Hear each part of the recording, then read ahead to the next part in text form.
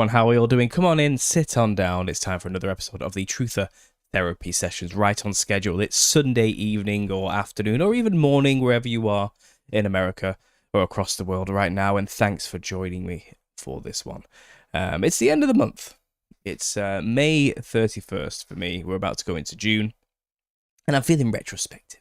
I'm feeling a little bit open, a little bit chilled out. And, you know, it's been a hell of a week. Been a hell of a month, to be honest. There's a lot of turmoil, a lot of stuff going around, a lot of backbiting and dramas here and there, a lot of weird stuff going on in, I'm sure, everyone's personal life. The world feels a little bit like it's being turned upside down as well, politically and geopolitically, shall we say. And I think everyone's a little bit on edge, feeling a bit odd. My recent video kind of echoed this sentiment. That people's apathy is taking over in light of the horrors that are taking place around us and the agendas that appear to be being pushed.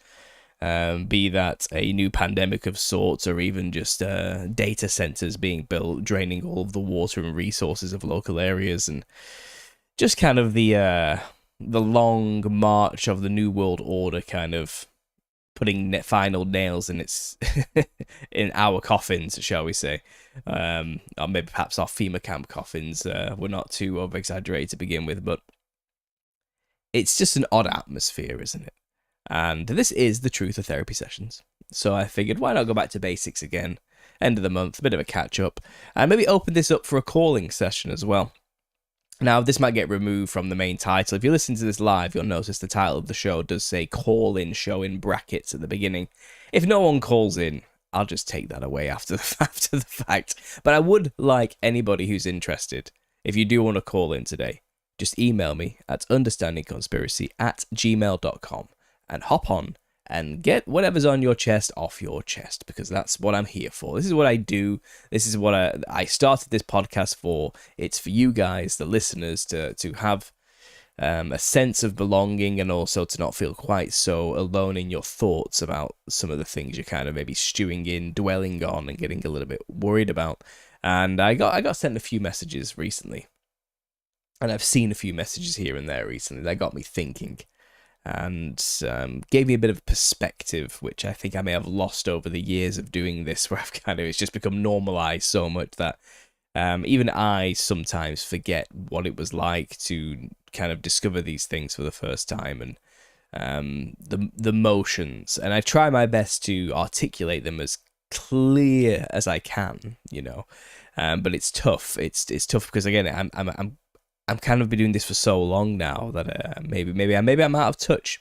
I don't know. Maybe I need a good harsh reminder from people about just what they're going through and just how scared perhaps some people are, and how overwhelming this information is for a lot of people, and how they're kind of just struggling to cope and deal with the day-to-day life and thoughts of the future as well, and which I'm sure many of you listening today probably still are. And even I have those moments even now where I wonder where all this is really going at the end of it all, and how it's actually going to pan out. And, you know, no fear, of course, I try my best to live by that principle, but I'm human, and it can get scary. Like, yes, as the title of this is showing you, this stuff is not easy to deal with. Like, yes, this stuff is rough. Like, it is really, really horrible. It's really bad, and I get it. I do. So this show, hopefully we can get some call-ins, but I'm going to give a bit of a random rumination kind of stream of consciousness rant for you guys soon.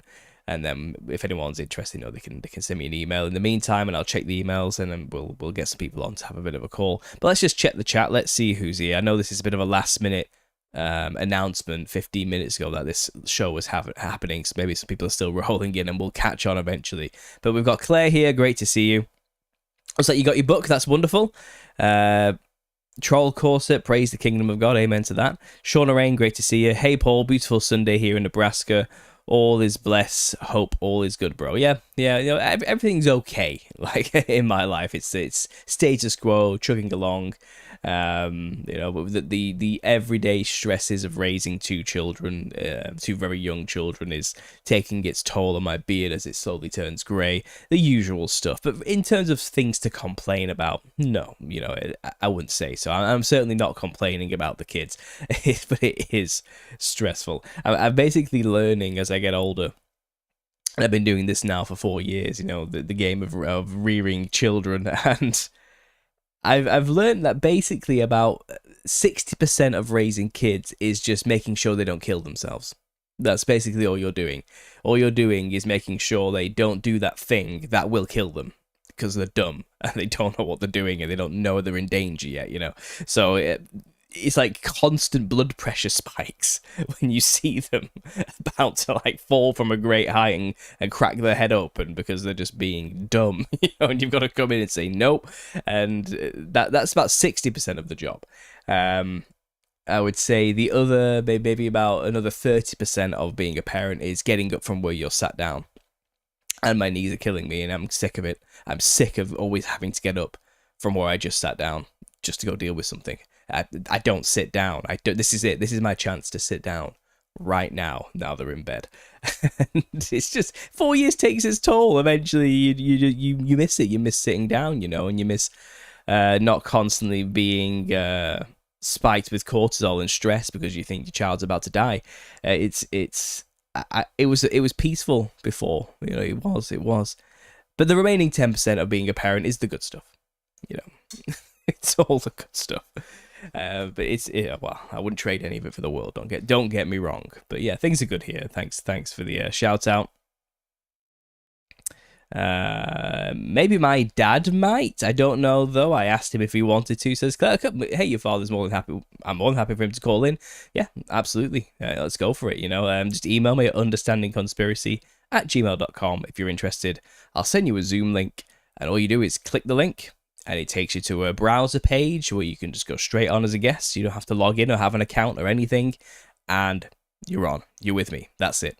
And so all you need is the internet and a browser of some kind, be that on a laptop or a phone. And of course, you'll need a microphone as well. I heard they want to do a $250 bill here in America for the soon-come economic crash. I've not heard of that. Is that in celebration of the 250 years of America? Is that what it's all about? That sounds like something like a commemorative bill of some kind. Lauren77 says, hello, Paul. Blessings from Seattle. Thanks for being here. We got Mary Lou Bouchard. Is that right? Mary Lou Bouchard? I'm probably butchering that, whatever that means. I can't believe I caught this. I'm excited. Well, that's the energy we need, isn't it? That's just what we need. Thanks for being excited. Lincoln Sharp, good to see you. Every birthday you celebrate, you've kept them alive another year. That's basically it, yeah. And that's not, and that's just them. Kids are dumb and they always do put themselves in incredibly precarious and dangerous situations all the time. But part of being a parent is also letting them do that while also making sure they don't die while doing it. So it's a really tenuous tightrope for like the nerves, like it said. And then that is to say nothing for the times where they actually get ill and really do almost die because of something completely out of your control. Those are the harrowing moments as well, and which I've been through.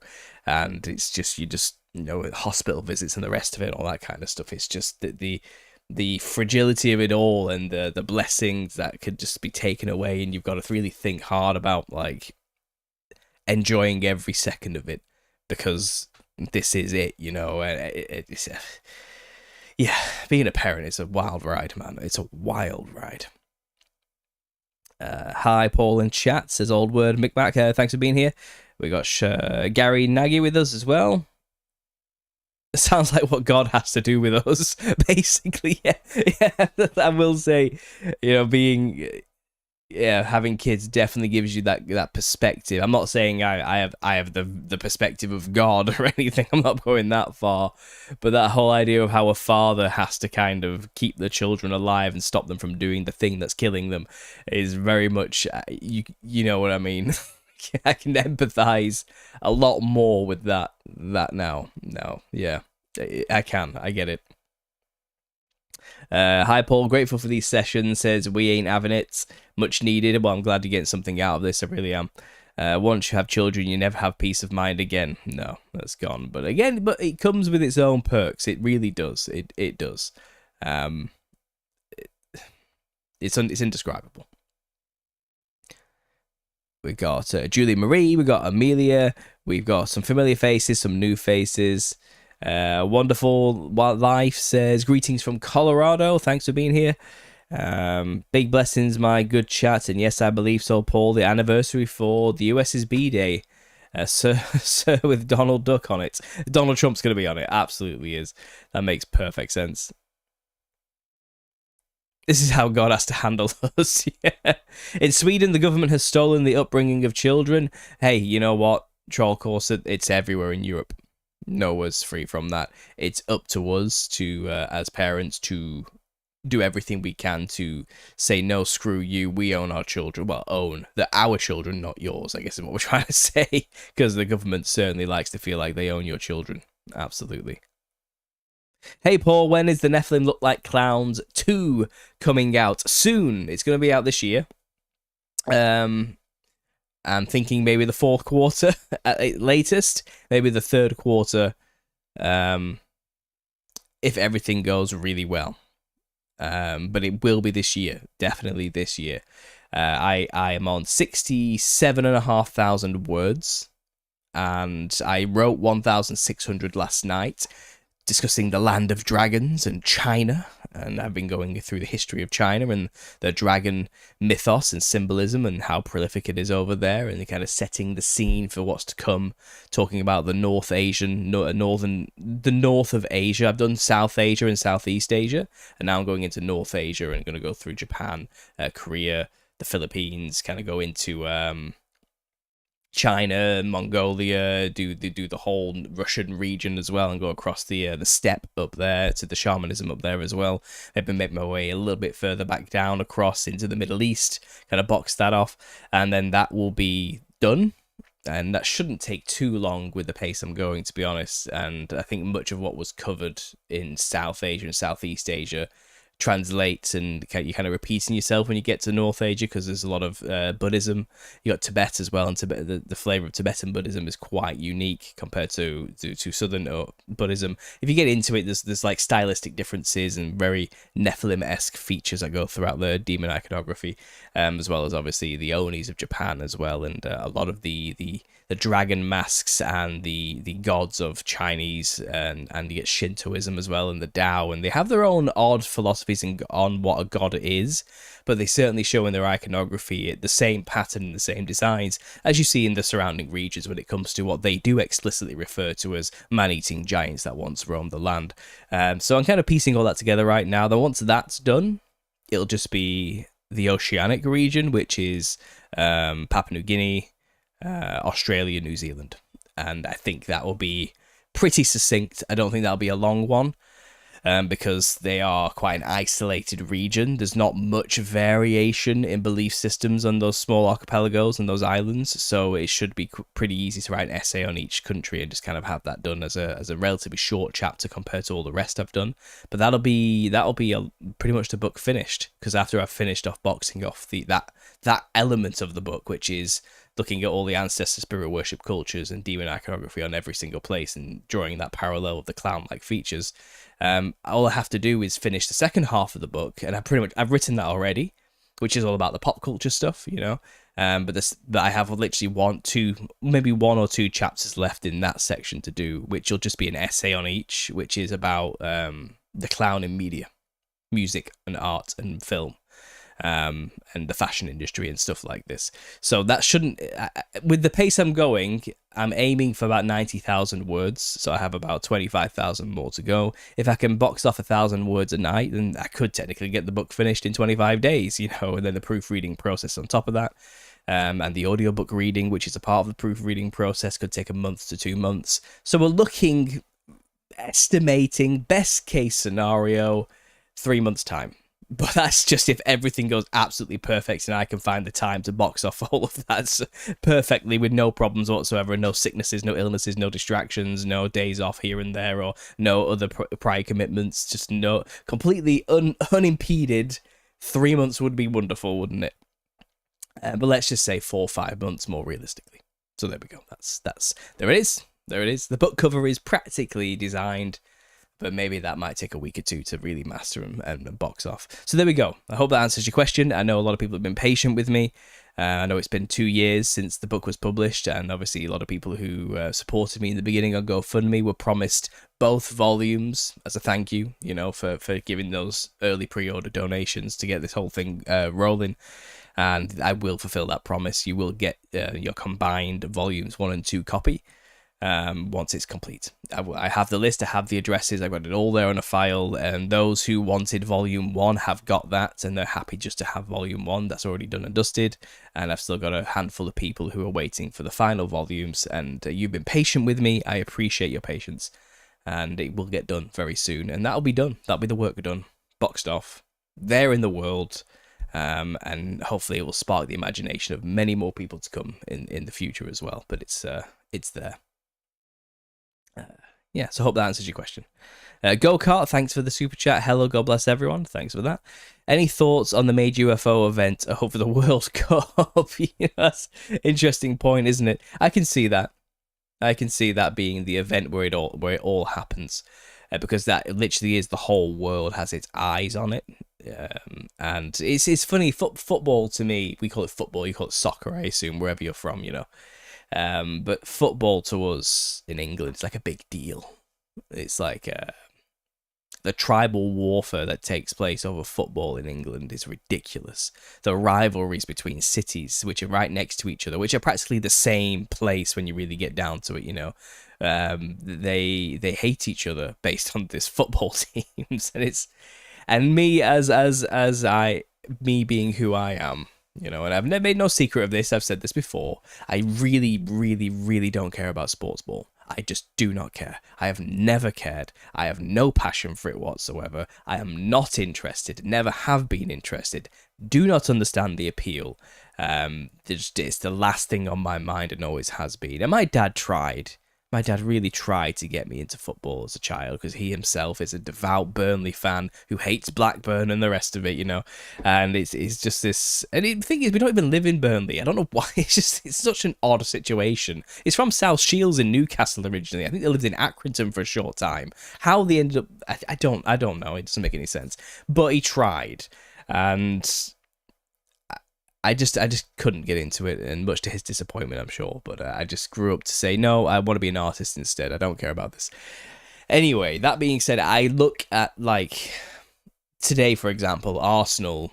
There's some parade going on in London because of Arsenal's victory for whatever it is. I don't know what it is, but it's a big deal. All the radio stations talking about it, and the news has been talking about it, and they're celebrating, and all these football fans are chanting.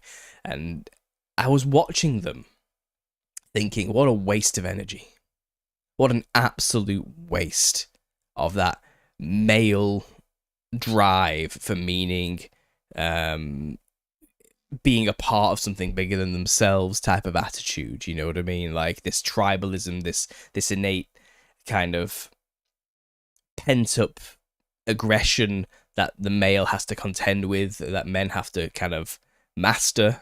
And obviously they do that through these group activities where they can kind of focus that energy into this spectacular show where everyone's there together roaring and cheering for your side. It's like the Roman gladiator situation again, isn't it? Like just the modern day bread and circus stuff. But I was seeing the passion, the up and the down that these people feel over their football team losing or not kicking a ball in a net more than the other team did, and I watched they cry over the losses, and the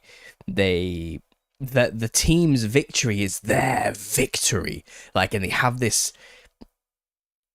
disturbing connection to it that I cannot grasp, and I look at it as a complete and total waste, a waste of time and energy, and that's just my deepest, darkest thoughts on the situation, but at the same time, that being said, live and let live. If that's what you're into, then go and do what you want. You do each to your own. You know, if you like football and kicking the ball around and that you're interested in that, then go and be interested in that. I'm not going to stop you.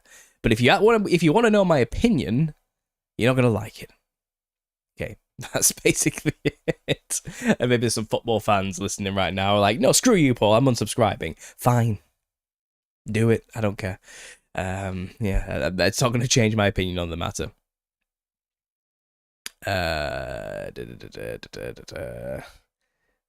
Sweden is like North Korea. I can believe that. Sweden don't have homeschooling. That's rough. That's very rough. I have 5 kids. The 5th is the only one that isn't entirely selfish, says Alex. I think kids, and this is not an expert opinion or anything, and I'm generalizing greatly here, but little children, like toddlers, and like before they've like self-actualized, like maybe the age of 7 or 8, and even then I'm not saying they're perfect or have changed much, but generally speaking, they're narcissists, man. And it's by design. Like, they are completely self-absorbed. Everything that happens is because of them or for them or about them. They are completely self-absorbed. And I think it's just because they are only just discovering a world outside of themselves. And it takes time, you know. And maybe that internal work needs to be done before they start to gain something that we take for granted, like empathy for other people's feelings. I get it. I get what you're saying. I really do. But you've just got to be patient with them, haven't you? Did you self-record the audiobook? That's amazing. Writing a whole book, then talking the whole book too. Yeah, no, I did the whole audiobook myself with this microphone in this office. Maybe there's the odd 1 or 2 mistake in there that I have missed where there's like a double repeat of a word. So it's probably not perfect, but it passed the standards that Amazon was looking for, apparently. So whatever. But it's me. Yeah, I don't have the budget or the team to pay other people to do that kind of stuff, be it proofreading or doing an audiobook for me. And I'm very picky about the process, and because it's my artwork, I don't want any outside influence involved with it. Do you get what I mean? I don't want other people to read my book because I want people to hear how it should be read as I wrote it. And it's written with like inflections that only I think I understand how to read it that way. So it's just the way I am, you know what I mean? It's like, and I don't want anybody else to kind of bring an element to it that loses what I was going for. Like, so if I got somebody else to proofread and edit my book, they might remove things or change things or rephrase things that I didn't want changing or rephrasing because it was a stylistic choice, which I think you risk when you ask other people to proofread stuff for you, you know what I mean? So I just didn't want any of that happening, and it's like an OCD control thing, and maybe I have over my artwork, but it's kind of and also I want all the responsibility for what is said in it, the good and the bad, the failures and the successes, to be solely on me. I don't want to bring anyone else into my own weird little Nephilim clown thing. You know, let's just put that all on me. So there's only me who has to take responsibility for the critics and the rest of it. So there's that too. Yes, he recorded the audiobooks. I'm listening to it currently, says Julie Marie. Well, that's wonderful. Good guys. I'm happy that you're enjoying the book. Like I said, the second one will be on its way, and then that'll be a complete volume. It's probably going to be another 11.5-hour audiobook, probably, at this rate. Paul voiced the audiobook. It's fantastic. I bought the hardcover and the audiobook, says Lincoln. Oh, thanks. Thank you. Sorry, let me just catch up with the chat here, see what you guys are saying recently. What did I miss? Paul, is football soccer in the UK? Yeah, we call it football because you kick the ball with your feet. It's deep, I know. If only the fans all knew professional sports are all coded and scripted satanic ritual. Well, there's that element too, but I think that's going a bridge too far for most of the football fans in the UK. They do not grasp that. They do not understand at all. Matches in Kansas City will be very close to a major Air Force base, and July the 4th in that same window. I'm only a couple of hours from there. Oh, okay. nick of time. Well, let's see what happens. Usually it's a giant nothingburg whenever we make these type of predictions, so I'm weary to make predictions, but we'll see. We'll see. Sports are rigged, and here in Nebraska, American college football is straight up loosh energy for sure, sir. Yeah, it feels like that, doesn't it? And I've never wanted to give it my time or energy. It's a waste of time, and it is, because it ultimately amounts to nothing. The football never ends. There's never an end, because all your team does is go up and down the leagues, and you fight for the dominance, and it all just starts again. And everyone starts from scratch again every single year with the placements from the previous years. And it's a never-ending cycle, and a huge, not only attention pit, but a money pit as well. And the amount of laundering that's going on in that situation, the ludicrous amount of money that are involved in a game dedicated to using your feet to kick a ball into a net is a sin, as far as I'm concerned. Everything about it just makes me sick. I want nothing to do with it. It's not getting my attention or energy. I will never be invested in it, and I never have been invested into it. I have done other things with my time than obsess over things that mean nothing and are of very little importance. Like learning an instrument is a good example. Just do something productive. Paint a picture, for God's sake. Just do something else. For the sake of God. And all that is holy. Do something else. It is better for the brain and the soul. Yeah, there we go. I play soccer, says Claire, but not because I like it. Yeah, look, I think there's nothing wrong with playing a physical activity or sport for fun and for health. But the culture is the problem of soccer in the UK. It's an obsession. It's an identity. It's something way more than it deserves to be, because it's used to control people. And like I said, loosh energy and drain people of that energy that could be put towards, I don't know, taking back control of their own country, having an interest in politics and how things are run in an effective manner, being bothered about policy changes or things that actually matter of importance that will affect their children's future. Like, just things like that, which the average man should be involved with in the local community and the wider picture. They're not, because they're too concerned with whether or not the football team is going to win the match on Saturday. Do you get what I mean? Like, it's a waste of bloody time. Everything about it. It's there to distract, to pacify, and to just keep people on a low level. I just don't like it. Just don't like it.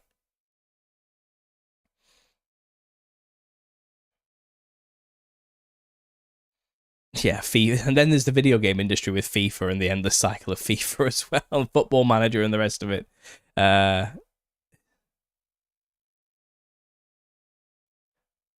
Football hooliganism as well. Yeah, the firms, the fights that take place. They look forward to it. They love it. It's their life, you know. It's dodgy. It's weird. A game played by a team that I'm not on with people I've never met. Not that I can relate to. Yeah, exactly.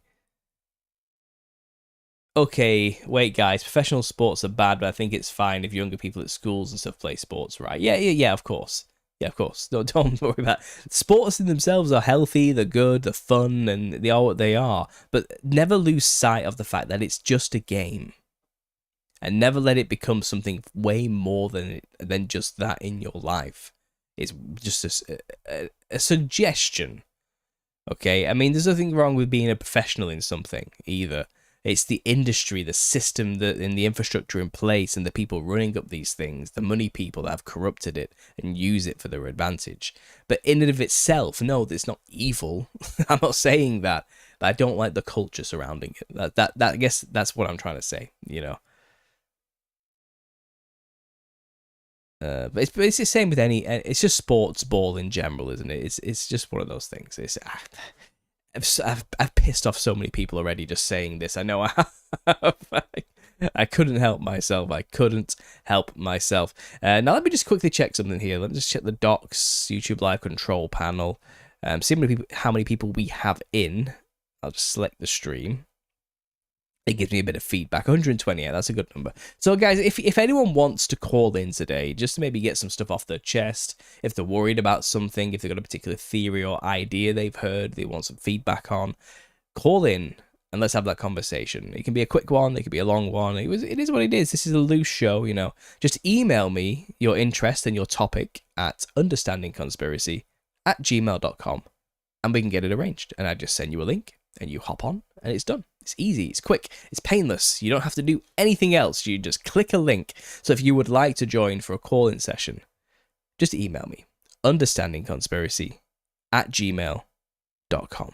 And let me just check my emails to make sure nobody has already sent me something. And we'll move on from there. And I might have a bit of a rant.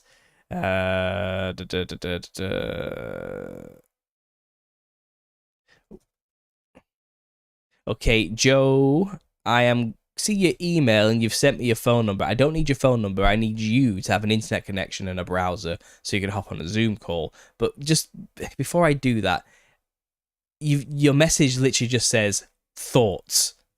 That does not help me. I need to know what you want to talk about. Okay, so Joe, tell me what you want to talk about first, then maybe I'll consider sending you a link. Just putting that out there, okay? I don't like vagaries, okay? Because there's no filter system on this, I have to guard myself a little bit. So come on, give me something to work with, please. What would you like to talk about? And for anyone else who is like interested, tell me what you would like to talk about. Let me know. Give me a brief overview of the topics and the ideas. Because there are some things, believe it or not, you can't say on YouTube. Believe it or not, okay? So there has to be some vague screening process of some kind just to give that protective layer, you know? That's all I can say.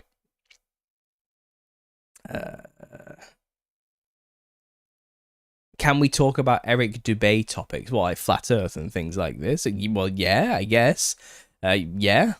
it's a truther topic, but I don't know what more you want to say on a truther therapy session that hasn't already been said by Eric Dubay necessarily. Do you want to add some kind of meta commentary to the whole concept, or do you just want to rant about the Earth being flat for like 10 minutes, which is by this point done to death since 2014 onwards, when this whole thing broke the internet? I think we know all the information, so I want some nuance. I want something extra. Like, I would like something more than just simply talking about the topic itself. But it's game. Anything's fair game. Realistically, there are just some things which I can't say, because if I say them, the algorithm picks it up and you're screwed. So that's it, really. Word on the street is Ice Cream Man was invented in the US because of the World Cup might go. Okay, well, I don't know. I can't make predictions on stuff like that. Everyone forever has been saying that major world events are where something horrible is going to happen. It's always the Olympics, isn't it? So I'm not going to jump on that bandwagon again this time. It seems like a huge money-making scheme every time that topic comes up and trends, because everyone talks about it, gets millions of views, the day comes and goes, and everyone looks stupid, but no one talks about it ever again, or brings up the fact that we've just ruined our image due to false predictions with no evidence other than just a hunch, you know? So I don't know. I'm not going to be one of those guys. I couldn't say. Appreciate your work. It's a big help to live in the world and not of the world. Most of what the church does not teach. That's true. Well, maybe that's a good segue. I'm sorry if I've missed any comments here. Hi, Wendy. Thanks for joining, by the way. I appreciate it. So, while I'm having my speech, I will just say, if you want to call in, just a loose conversation, no pressure. You know, even Claire called in not that long ago. You know, she knows what it's like. It's easy going. Email me at understandingconspiracy@gmail.com. But until then, I do want to just maybe talk to you guys for maybe 20 minutes or so, because I did get a few messages, and the general vibe of these messages, and I'm using the phrase vibe because everything's a vibe these days apparently, but I'm using that phrase because there was a sense of melancholy and fear and anxiety surrounding the messaging behind it. One young man messaged me, first starting off saying, you know, your family are going to hate you, your kids are going to grow up to hate you. And I was like, whoa, where is this coming from? I think it's a bit rogue, for forcing this stuff on them. I'm like, well, first of all, I don't force my children to believe anything that I believe. I want them to make their own choices, informed choices, but I'll never be forcing anything on them ever. You know, it's just not who I am or how I I believe is useful either. I'll lead by example, sure, but it's up to them how they want to live their life and what way they're going to go.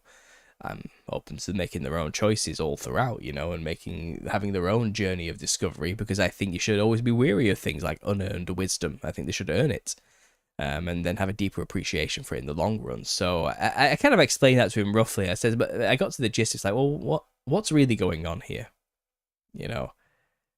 And he got to the point where he's basically admitting, like, look, he woke up, he learned all this stuff, realized there's very little we can actually do to change it, and kind of try to forget about it and go back to living a normal life, is what he was basically telling me. And it's like, we should all be doing this because it's not good for us, you know, that kind of attitude. And all it does is just ruin relationships, and you're just better off not knowing these things. So, you know, why don't you just stop? And I couldn't help but think, like, well, first of all, how does one forget what they already know? How am I supposed to just go back? Like, that which has been seen cannot be unseen. I can't just pretend to not know stuff anymore. Or simply, I can't just not be me. I am the type of person who's interested in these type of things, and I will always be the type of person who is interested in these types of topics when it comes to conspiracy theory, grander metaphysical concepts and philosophies and religions and ideas, and kind of bigger picture stuff, and trying to figure out and predictions and the rest. I enjoy it. Like, I am just that type of person. That's how my brain works. So for me, it comes easy. And there's a little bit of a disassociation, I guess, I do along with this, because I understand that it's very, very big, mind-shattering stuff for a lot of people. But I just have an ability, for some reason, just me personally, I can let a lot of it slide. I don't let it get to me on a deep, fundamental level. Like, I don't know why. I don't know how I can do this. I detach from the weight of the information and just take the information and play with it and mess around with it. I think it's kind of like a way of, like, how do surgeons perform surgeries without getting nauseous or queasy or anything like that? They're just like that. They can cut people open and think nothing of it. That type of people, you know, those type of people. And those are the ones you want doing the surgery, right? You don't want the ones who are scared of blood doing it. And in a way, I guess I'm similar when it comes to scary stuff, scary topics, horror, beyond all human comprehension, and within the realms of human comprehension, which can be just as scary. To be honest, you know, I get something about it. I just don't have an issue dealing or processing with it. A lot of people tell me, for example, this they can't stand to watch my slideshow whenever I talk about the Nephilim look like clowns. Watching all this darkness and negativity is making me sick. I have to duck out. I can't stay in watching the stream anymore, type of thing. And for me, it's kind of like, really, it's just a picture. It's just a painting or a drawing. It's a concept. It's an idea. It's a representation of something that probably was real at some point, but you're scared of a facsimile of an idea of a concept, you know. So that's how my brain works. Like, don't be scared of pictures, be scared of the real monsters in the real world that might be living on your street, for example. You know, like, there's way scarier things in life to let fear take hold of you than photographs or paintings. And so that's just kind of my attitude towards it. I've never, that stuff just doesn't faze me. And I guess I forget that it does affect a lot of people. Not everyone works the same as my brain works, and I perhaps need to be more sensitive to that fact. And maybe that's on me. Maybe that's something I have to work with. Maybe that's just something I've got to deal with. But I felt for the young man at the end of the day, because what he was basically telling me is he's depressed that he knows too much. That's what it came down to. He wishes he didn't know. He wishes he never discovered these things. And in a sense, he's angry at people like me who make people discover these things. Do you get what I mean? I'm in the game of informing people about what's happening. And I try and do it in a light-hearted way. I try to do it in a way that is not so much of a kick in the dick. I try to do it in a way that's going to make people take it a bit easier. And perhaps bring a bit of levity to the whole situation, because I understand there's very little to be light about, realistically. And then there was another message I got from somebody recently in the Telegram. He's probably listening now, and he shared a clip from somebody who was talking about a mass culling event that may be coming very soon, or at least with Agenda 2030, which might relate to the thing that's inside everybody, or a lot of people who perhaps capitulated to a lot of fear propaganda in 2020 and then took the solution that was offered, to be as vague as I possibly can there. And it's possible that this is going to contribute towards a mass die-off event in the future under the guise of a brand new pandemic. But realistically, it's not that. It's murder on a mass scale. Perhaps, and I don't think I can say it. Let's put it this way. There's very little difference between electromagnetic radiation poisoning. The list of symptoms for that are eerily similar to a certain other list of symptoms which we had to deal with not that long ago. And there are infrastructures that are now in place in preparation for activation in the near future, which involve a heavy dose of radio frequencies and radiation poisoning. And a convenient cover for such a thing would be something like a sudden flare-up of the flu, which killed a few people, What a convenient cover for an activation of a certain technology. It's that kind of stuff. So you can think about these concepts. And he was watching a video about this and this culling idea. And it was all prediction. It was all based on hidden signs in predictive programming. This particular date is what you should look out for stuff. Classic conspiracy stuff, I was watching the video he said, and I was like, this reminds me of I'm back in 2011 again, watching the old decoding videos and exposed videos and all the predictive programming videos again. And it was all there. There was a lot of interesting points made, but it was all speculation, of course. But this person obviously got to them, and they have clearly been swimming in conspiratorial ideas for a while, and they fell into the pit of trying to set dates for the big terrible event that we need to be prepared for, which happens a lot in the conspiracy world. And many emergency preparedness kits have been sold and money's been made as a result of it. The date always comes and nothing ever happens. But it's got to happen one day, right? That's what they always say. So I'm not in the business of being scared of tomorrow. I'm really not. And I've never promoted that we should set dates and doomsday prep or anything like this. Now look, take reasonable healthy precautions to be able to protect you and your own in if something does happen, which you may need to be prepared for maybe like a decent period of time, let's say food and water and things like this. There's nothing wrong with taking some healthy precautions without getting obsessive about it, because these things can kind of become a self-fulfilling prophecy if too many people en masse begin to do that kind of stuff. It causes a chain reaction effect of fear, which causes the collapse that these people want so desperately, So I'm not in the business of spreading any more fear than necessary. I think a healthy amount of fear to take the correct precautions is always a good thing. I think fear is perhaps something that can keep you away from dangerous stuff. Maybe you're correct to be scared of poisonous spiders, because it'll stop you from getting too close and getting killed. So I'm not saying fear can in itself is completely unnecessary, hasn't got its place, but I think the levels it gets to when it comes to the fear of the end can get a little bit hysterical for some people, or even just depressing for a lot of people, because there's a lot of con artists out there who are selling fear to make money, and selling the kits while they're at it and the rest of it, and you need to be prepared for this or else.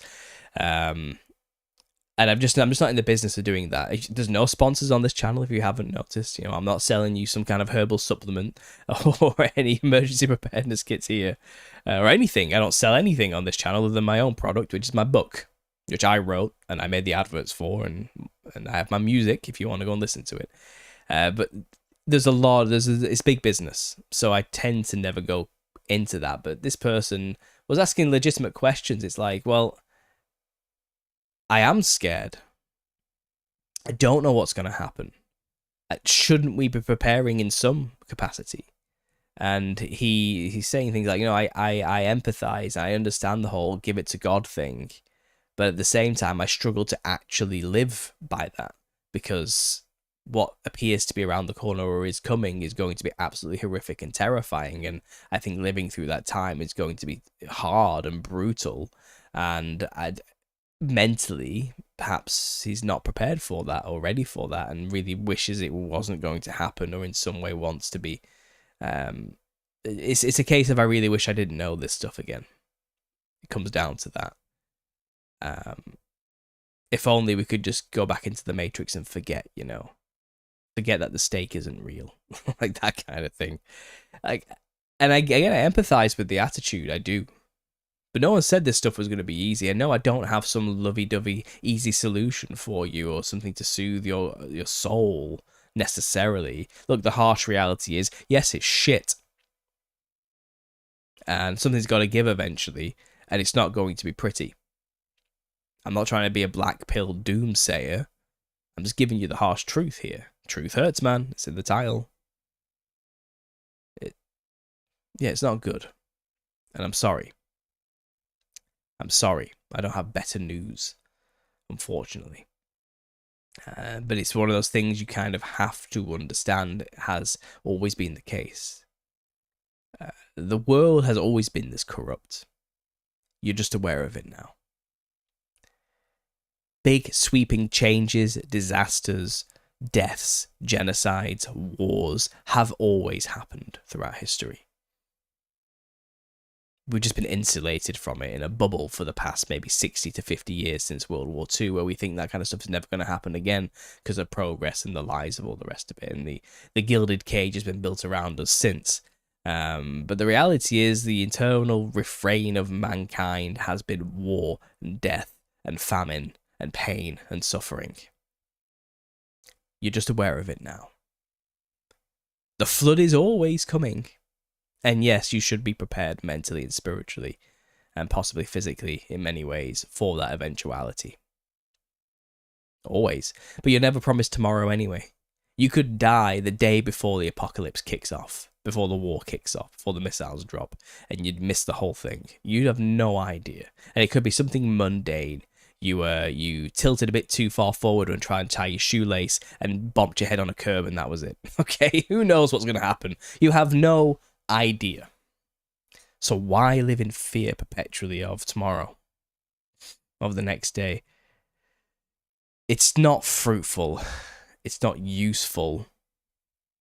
And unfortunately, now that you are aware of the agendas that are at play and the many ways they could rocket out and do what they want to do, and whether that is depopulation or enslavement or whatever it comes down to, yet you're screwed. You're forever going to know that now.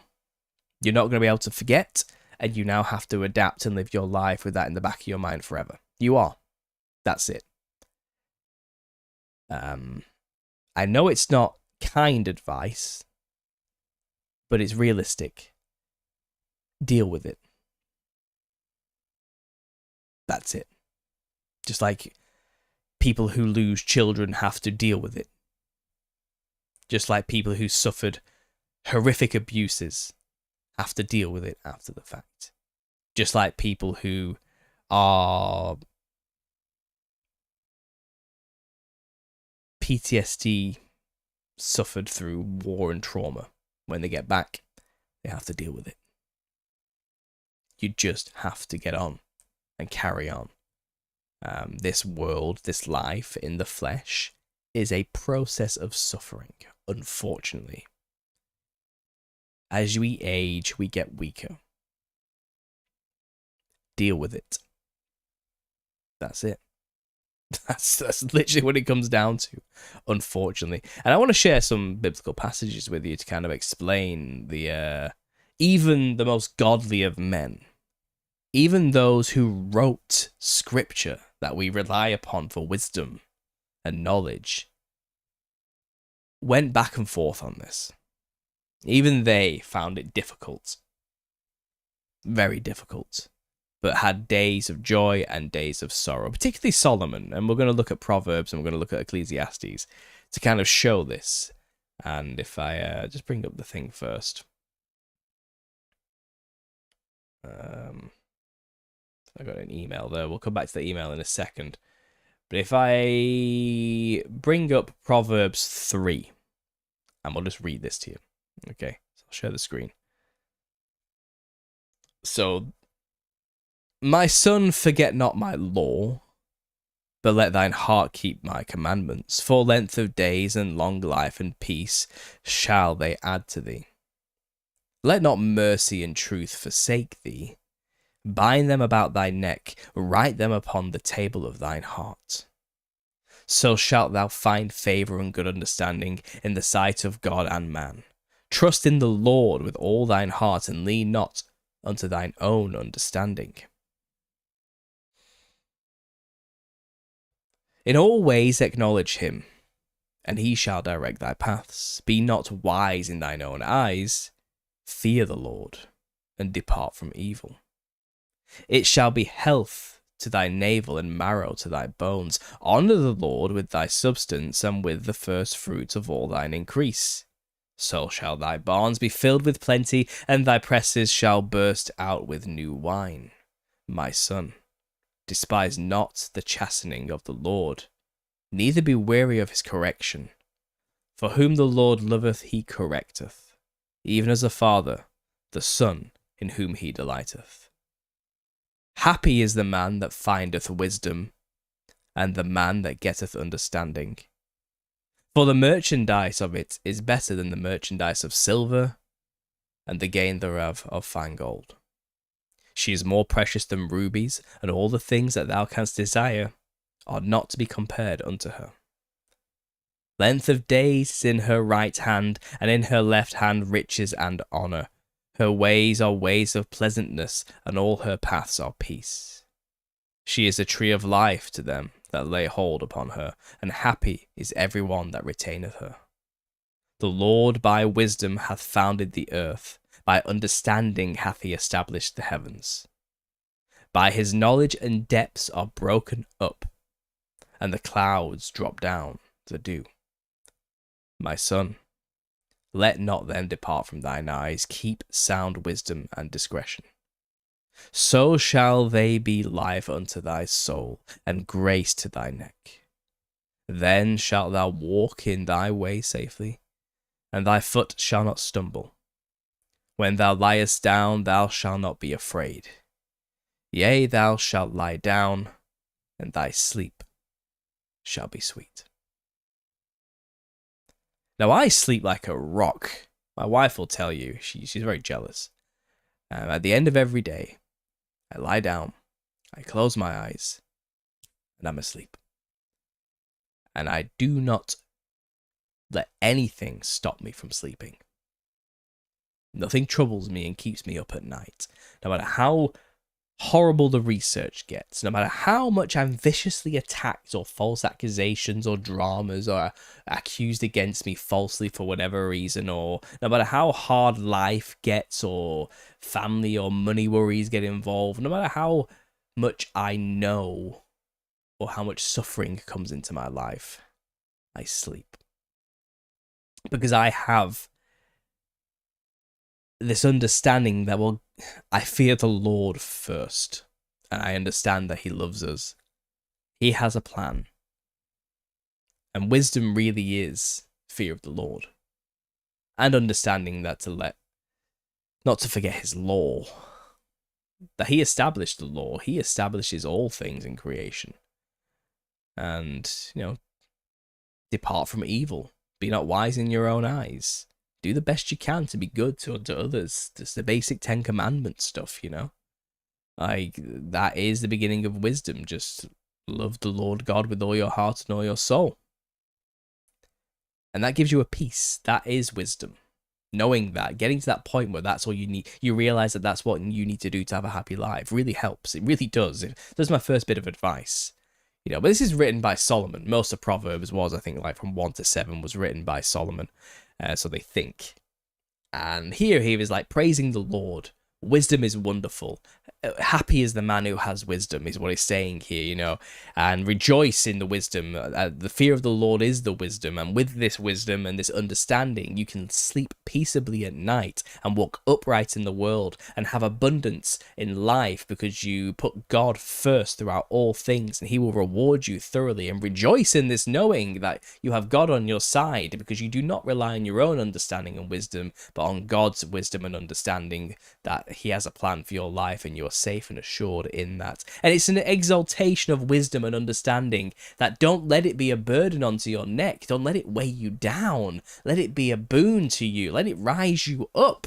And he's singing the praises. But let's read Ecclesiastes. The words of the preacher, the son of David, king in Jerusalem. Vanity of vanities, saith the preacher, vanity of vanities, all is vanity.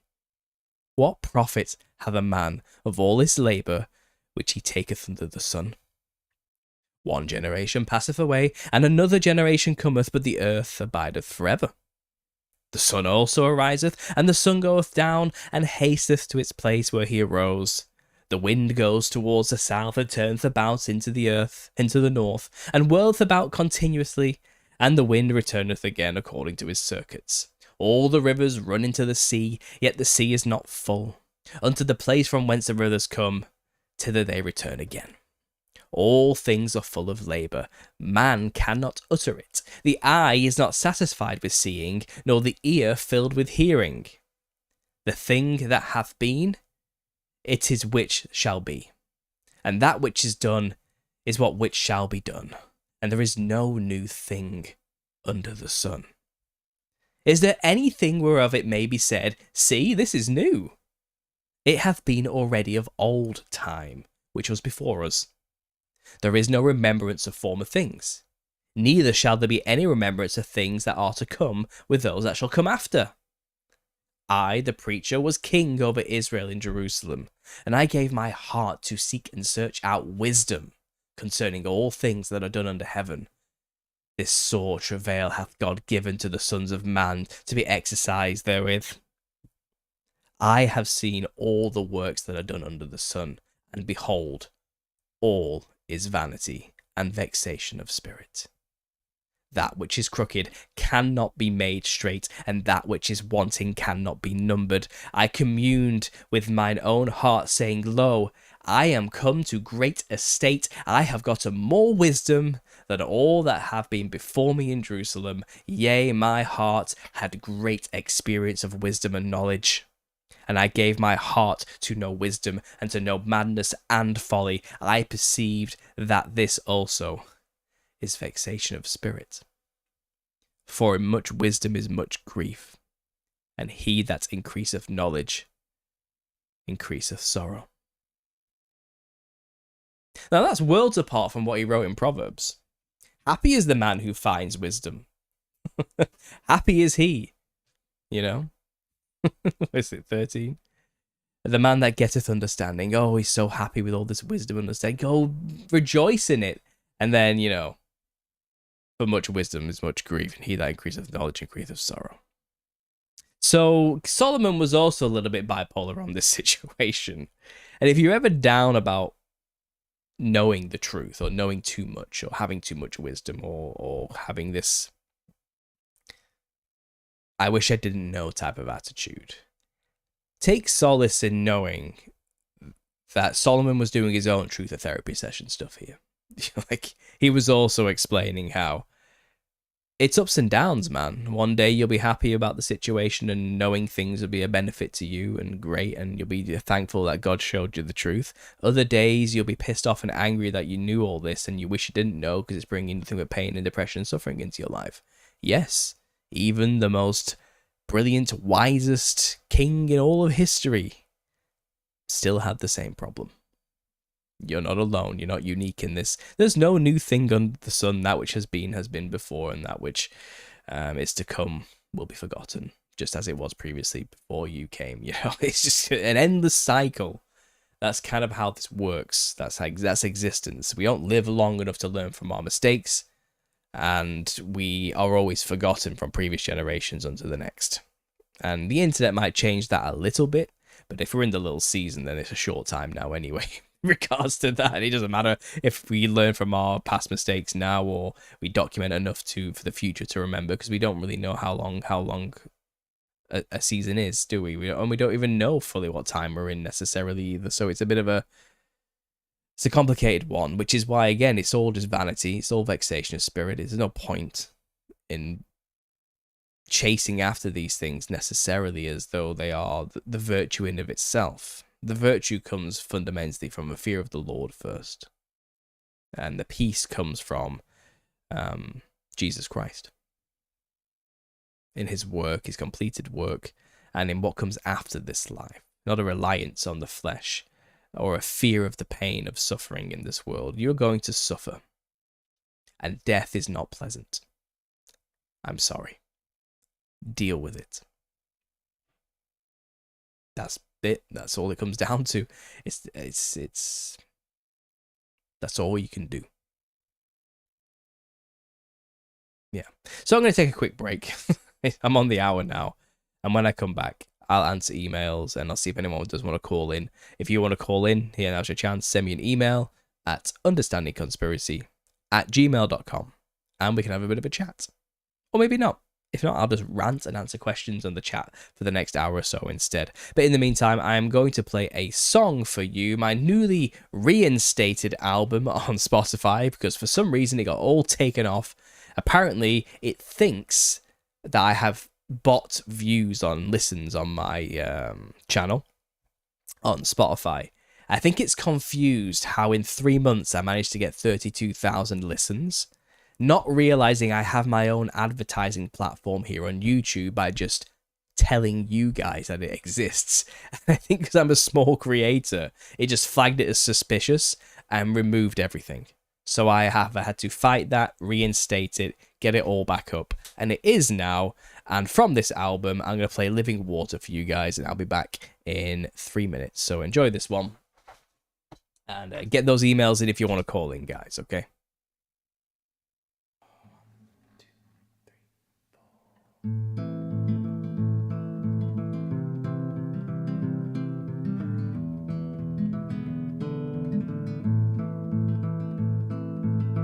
My back is stabbed enough, oh, could I take a break? This world is draining me, a glass of living water, please.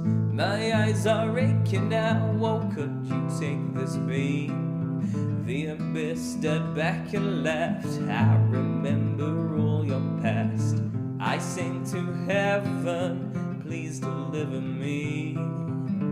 The price is heavy, I heard you paid the levy.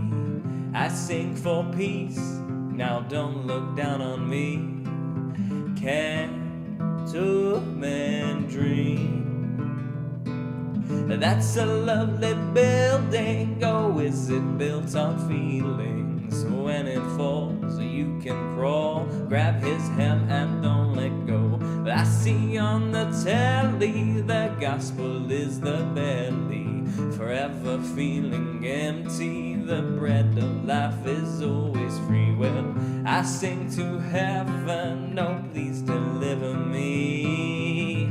The price is heavy, I heard you paid the levy. Well, I sing for peace, now don't look down on me. Can't a man dream? Carry this for me. Ease my knees. Unburden me, please, Lord, please.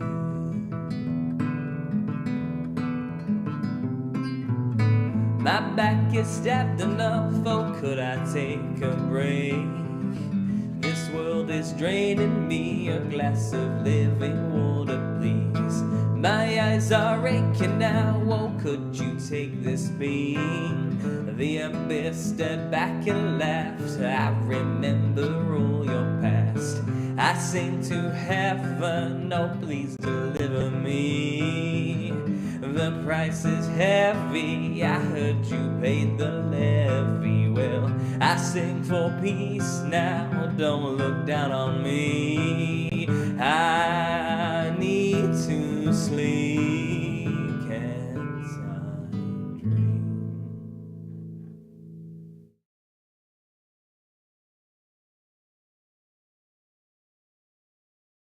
And we're back. Someone asked me where they can find me on Spotify, or where they can find my music. You just go to Spotify and you look, just type in Paul Stobbs, look for my album Stupid Prizes, and you'll find the list here.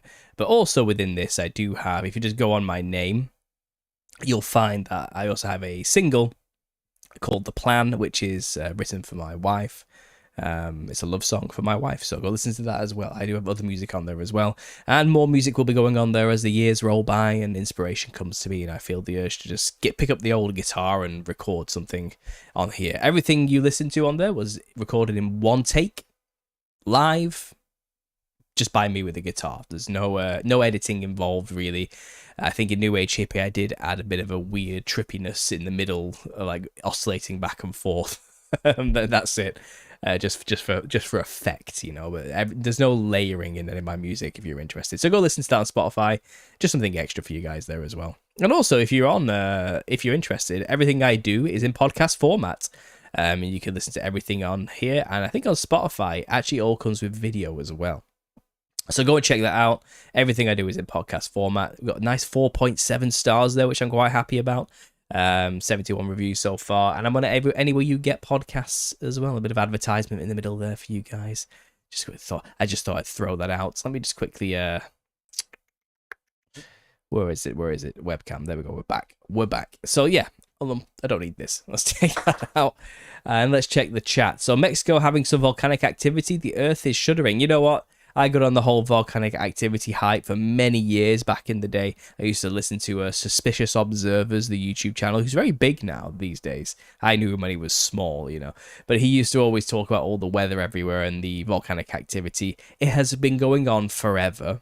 It's not as crazy as you think it is. Don't worry too much about that, is all I'll say. You can get yourself into a proper doom spiral constantly watching that all the time.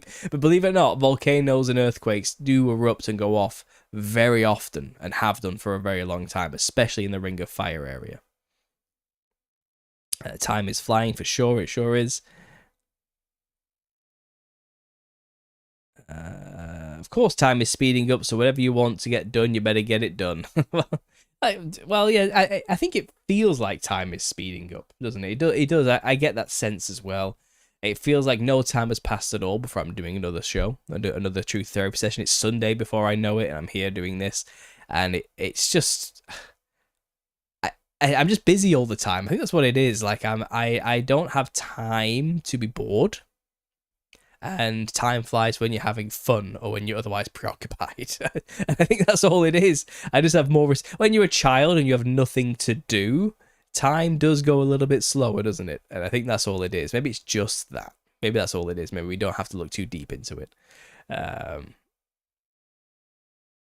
Drunken boxing. I'm a self-sabotager. I make my life way harder than it should be. It sucks. Yeah, well, I'm sorry to hear that. Stop it. And maybe things will get better. So there's my advice. For whatever it's worth. Just stop being you. Just stop doing what you do and everything will be fine, yeah. Any advice for a purpose reason to keep going when you don't have children? Well, everybody can alleviate the suffering in the world. You don't have to have kids to want to help other people. And I think you'll find purpose and meaning in helping other people. That's it, really. That's it. And so do people with children. Even having children, you know, as much as meaning and drive that can give one, which it does. There's still more. Like, I still want to be here helping people. This is why I do what I do. I want to reach people. I want to ease people's minds. I want to give them a community. I want to give them someone to listen to who can help them feel like they're not so alone in this truther culture. This is what I try and do to help as much as I can, because I don't have much time to do anything else when raising children. But it's kind of, you find your meaning and purpose primarily through serving others. So that would be my advice, and to whatever capacity you possibly can. because I know everybody's only capable of so much given the circumstances and resources. So do what you can when you can, and take solace and meaning in that your existence affected other people in a positive way. I think that can give you a good sense of meaning and sense of self and direction. I want to call, but today I'm satisfied listening, says Amy. Oh, go on, Amy, call in. Send me an email and I'll send you a link. Let's have a chat. Let's have a quick chat. Why not, Let me go down here.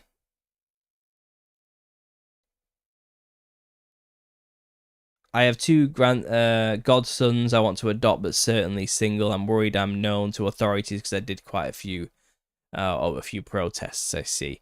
Well, you know what? Your past is your past, and you should never let whatever you do affect your future as much as best as you can. You didn't do anything wrong, so don't worry about it.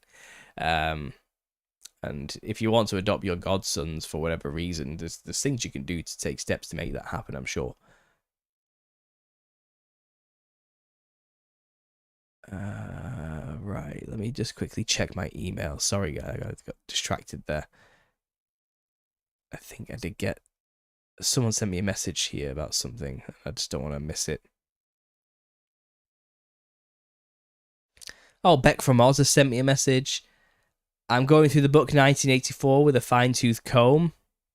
It's horrific how accurate it is. I'm highlighting all the bits. Would like to talk to you live about it soon.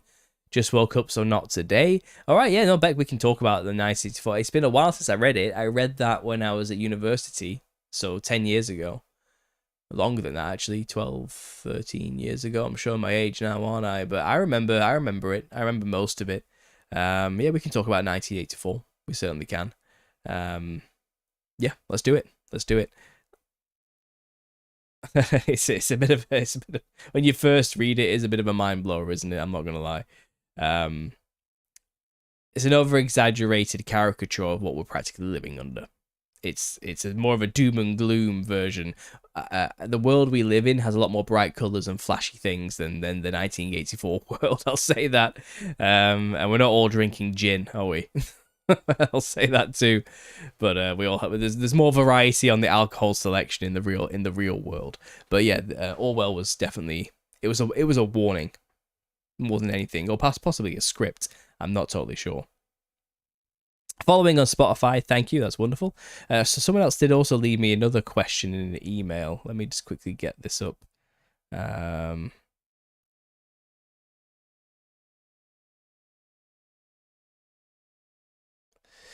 I'm not in a position to come on a Zoom call, but if you have time, please give me your thoughts on this. I'm fairly new to Little Caesar theory, and I'm leaning to believe it is the correct view, but I saw someone online say that Little Caesar, when mentioned elsewhere in the Bible, is usually months, not a few hundred years. Thoughts? Thanks, Chris. Yeah, I've heard that before. I do understand the concept. I think when Revelation is involved, though, it is an odd blend of literal and symbolic language. And you get these people that want to interpret the book as it's all completely symbolic or it's all completely literal and there's no in between because it's the words of Jesus. And it's kind of, well, Jesus spoke in parable and straight when he needed to, and here it was a bit of everything, And I think when it says, Satan must be let loose for a short season, in context of the rest of that narrative, it's talking in broad strokes about long time spans. It is talking in bigger time scales. And there's lots of part of Revelation where it quickly goes back and retells the same story again in allegory, like about the dragon, and spitting water at the woman and the rest of it. And you have to kind of, it takes a long time to pass through it all and fully understand, and you have to use your discernment and sometimes guesswork. So how long's a little season? Well, I've always contended it's as long as a piece of string. Realistically, it's as long as it takes for Satan to gather an army the number of the sands of the sea to go make war with the camp of saints. Can that be done in a few months? Maybe. More likely it'll take a few hundred years. And we can also only go off context of what we know, and we can trace back history about 250 years pretty accurately. After that, it gets a bit hazy and weird, and it's all books about books about books about books and people referencing other things. And I know our mainstream history likes to tell us that we know a lot about that time period, but we don't really. We only know what people wrote about it from after the 16 and 1700s, and historians, and we have we're piecing a lot of it together, and we know there's been a lot of timeline manipulation, but we do know it's been a couple of hundred years at least if we are in the little season. So with that assumption, and if the little season theory is correct, then it's not a few months. But then other people have argued, full preterists would say, no, it really all did happen in a very short time in the 1st century. And now we're living in the new heaven and earth. Perhaps I've heard that view, though I don't personally agree with that one either. But then there are also people saying, a lot of it was fulfilled in the 1st century, and we're now in a time period before the new heaven and earth. But the final Gog-Magog war has just happened already as well. So it's not a monolithic thought structure system. Like not everybody agrees with each other in the community necessarily about when we are, or how long a season is, or what predictions and dates are. You get these people arbitrarily saying, well, 250 years is a short season because a season is a quarter of a year, and 1,000 years is the reign of Christ. So a little season must be a season of 1,000 years, so a quarter of 1,000 years, therefore it's 250 years. And I don't know about that. That seems so arbitrary and just random, because, a year has 365 days in it, and a quarter of that is not 250 or 25 or anything of the sorts. And why are we arbitrarily choosing the 1,000 years as a standard for where a quarter of should come from? Why don't we talk about timescales in the thousands and the 7,000 year creation story from beginning to end? So what's a quarter of that? It's 1,000. It's over 1,000 years. It's 2,000 years. It's a big amount of time. So is a little season a quarter of the total of time? Could a little season go on for 2,000 years? This is where it just gets silly to try and parse a time frame from that passive couple of sentences where the word little season is used. I just found it unfruitful and useless, really. And again, it just becomes the fear-mongering tactic of, well, we're no better than the futurists telling us tribulation's about to come. It's just the same thing now, isn't it? So why bother with that? Maybe we should just keep our eyes on making disciples of men and offering alternative eschatologies, because the monolith that is futurism is severely lacking. And let's leave it at that. Let's not start a new denomination or a cult while we're at it, and that's just my philosophy. Take it or leave it. You don't have to believe anything I say on the matter. You don't have to follow me as a leader on the situation. I'm just thinking out loud like most people in this subject should be doing. And take it or leave it for what it's worth. So there you go. I hope that answers your question there and helps in some way. But I don't have an answer.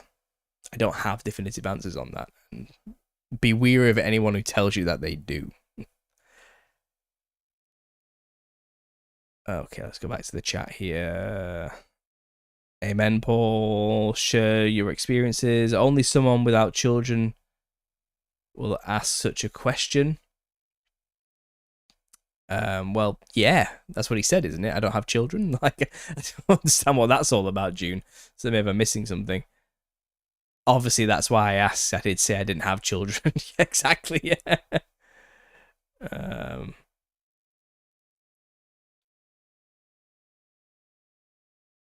I have 4 children, says Drunken Boxing. They're a blessing, and every moment spent with them is a blessing. It is. I'm not perfect. I'm not a perfect father in any way. Having children brings up your own traumas from when you were raised that you've suppressed, and you end up becoming your own parents, the worst parts of them, without realizing it when you start raising your own children. And I for some reason have a lot of anger that I didn't realize I had, and I have a very short fuse with my children. That I just did not see coming. I did not expect myself to have such little patience, because I'm very patient in life about most things most of the time. But this and it's clearly something bubbling up from my own past childhood that's coming out, manifesting as raising children.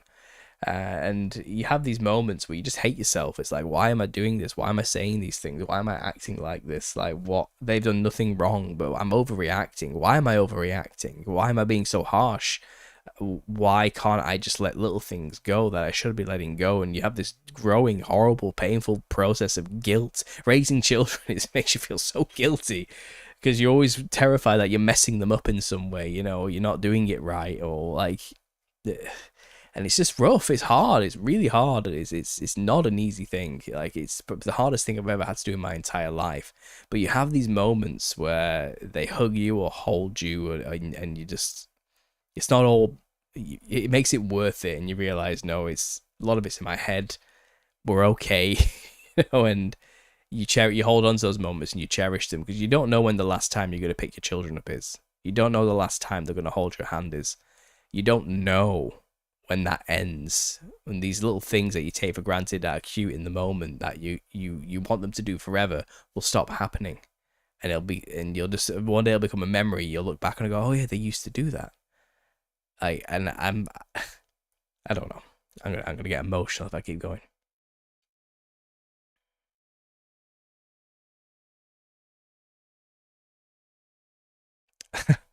Claire says, I find it funny the chat is talking about having children, can't relate. Yeah. My audience predominantly is in the age bracket of about 25 to 45. Yeah, 40 to 50 is the biggest age bracket I get. The majority of people listening are within that. The lowest at like 0.1% are people aged between 13 to 18. So, Claire, you're extremely rare for a demographic, even watching this type of stuff, to be honest.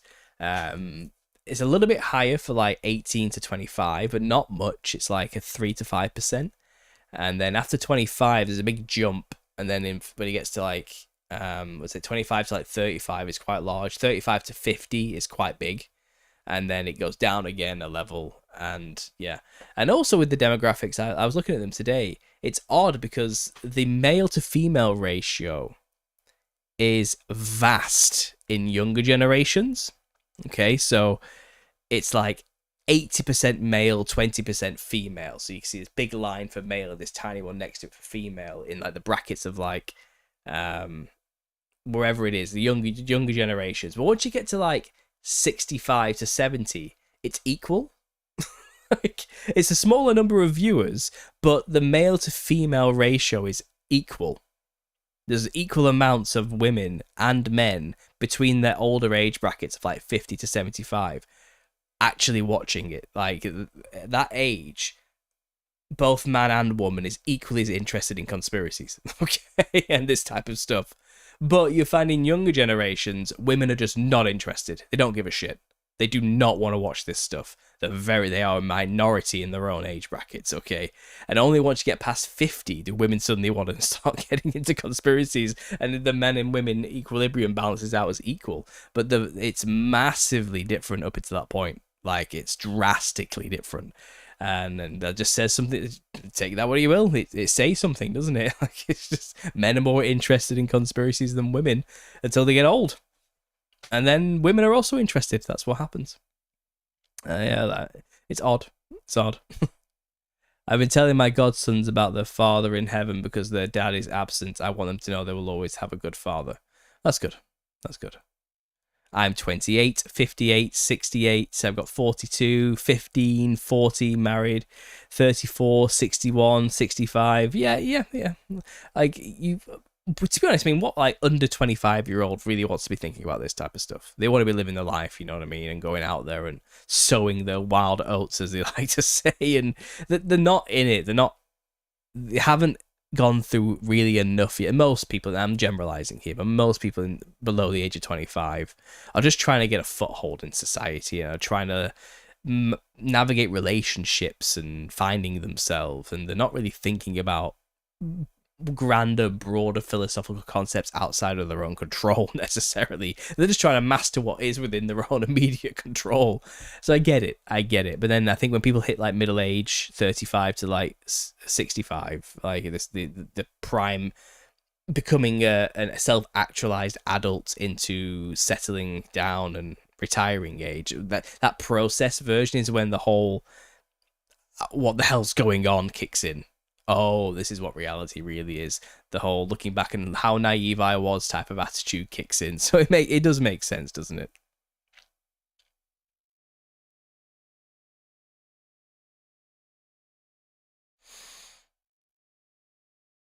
Uh, I was too cool to think about God. Oh, this is conspiracy? Okay, what kind of conspiracy? Says MV525. Well, what? What is the stuff you do on your channel? Sounds like you do population, consumer, viewer, demographic information. Like, what? Okay, MV525. You clearly knew. Go and watch my channel. I have 820 videos for you to go and watch. I have 132 episodes of a podcast you can go and watch. I have 117 live Q&As you can go and listen to. I have done over 70 to 80 podcast visits on numerous varying podcasts of varying levels and heights. I have a book published called The Nephilim Look Like Clowns, which has been out for 2 years. I have a lot of stuff, and the things I cover is extremely broad and vast. But if I was to summarize it in an elevator pitch for you extremely quickly, I make commentary on the culture of conspiracy online, while also being a member of that community of conspiracy theorists. I talk about the journey of waking up, the process of it, and helping people cope and manage and deal with learning this information in a healthy way while being realistic and grounded.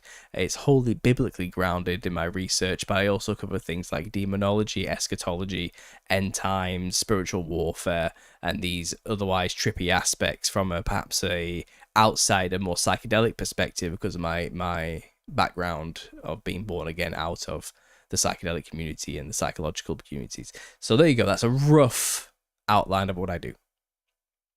Yeah. So I'm not just another conspiracy channel that's going to just tell you about conspiracy theories and make theories and predictions about the next hot thing that comes out all the time. I am broader than that. I'm more meta than that, I guess, and I'm more bigger picture stuff, that kind of thing.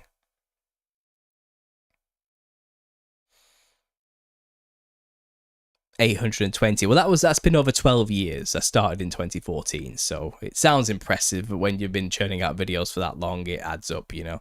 There's 365 days in a year, and it's like 3 to 4 videos a week adds up pretty quick once you get used to it. And I even took 5 years off, where I was off YouTube, so whatever, it is what it is.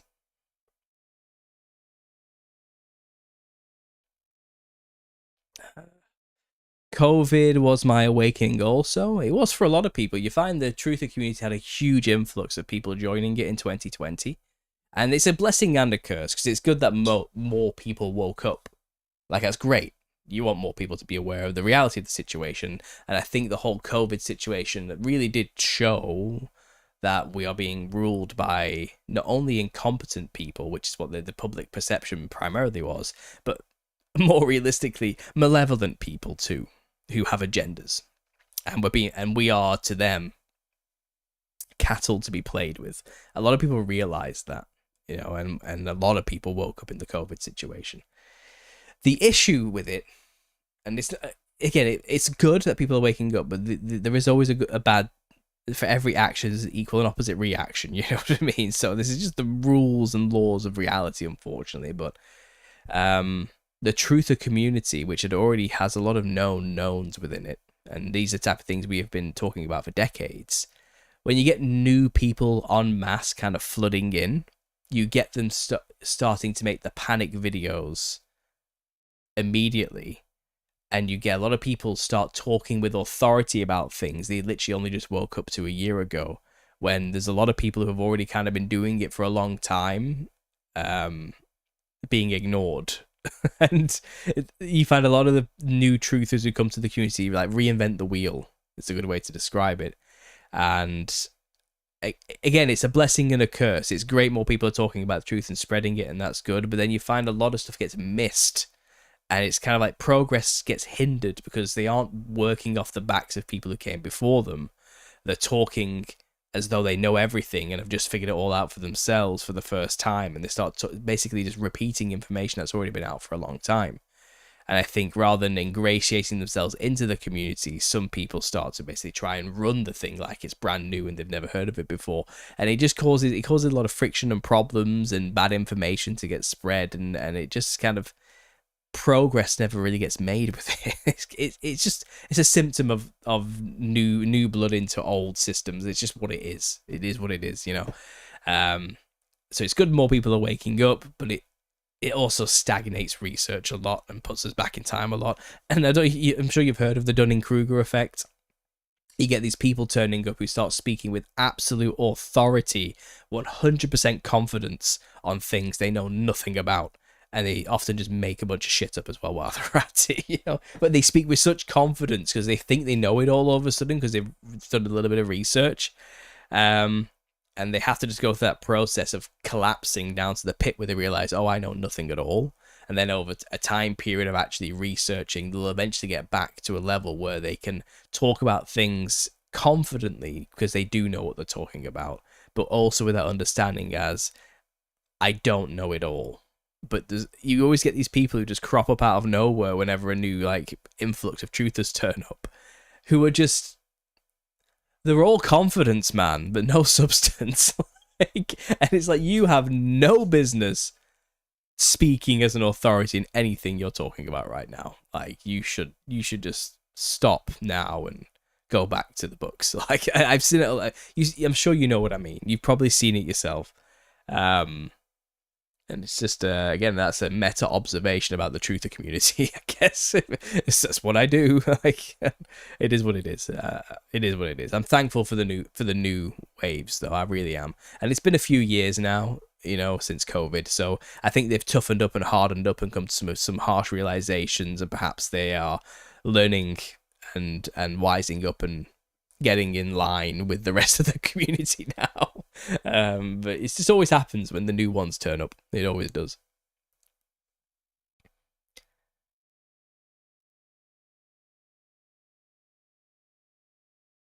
Is hope disappointment deferred? I'm not sure what that means. Deferred disappointment, is that what hope is? Well, I taper my expectations for most hope in this world, to be honest. I'll always hold out for a possibility of a win here and there, but my faith is only in Jesus. I don't put my faith in men or systems built here on earth, to be honest. It'll always let you down. Man will always let you down. We've all learned that, right? You know. Much of it can be cognitive dissonance resisting. Yes. Alan Watts cutting through the Matrix and Red Ice Radio was my awakening alt stuff. Yeah, you know, Alan Watts and Red Ice Radio, that's a blast from the past, man. I used to listen to those guys a lot in like 2011, 2010, a long time ago. And I'm not sure where they ended up, because I think they went all like white supremacist, didn't they, in that kind of route. Maybe that's a bit harsh of a description, but you know what I mean. And look, I'm not here to get into that right now, but I'm sure they went more down that nationalist, racial identity route primarily, because they have that whole Norse thing going on, don't they? The whole Viking religion, and where they're from. From Sweden. Were they from Sweden originally? I can't remember. Was it Finland or Norway? I can't remember where they were from, but I'm not surprised they went down that route. But their early work, which was not even anything to do with anything like that, was all about the symbolism in the media. It was really good. It was like so on point, and the way they did their presentations was fascinating. So yeah, they're a blast from the past. And Alan Watts, he's just like me. He's a rambler. He can just talk for an hour about everything that's going on, and he says much of nothing in an hour, but he also said everything at the same time, and it was just fun to listen to, wasn't it? Like, I remember him. I don't listen to him much anymore, at all anymore, actually, but in the early days, he too was a big one for me.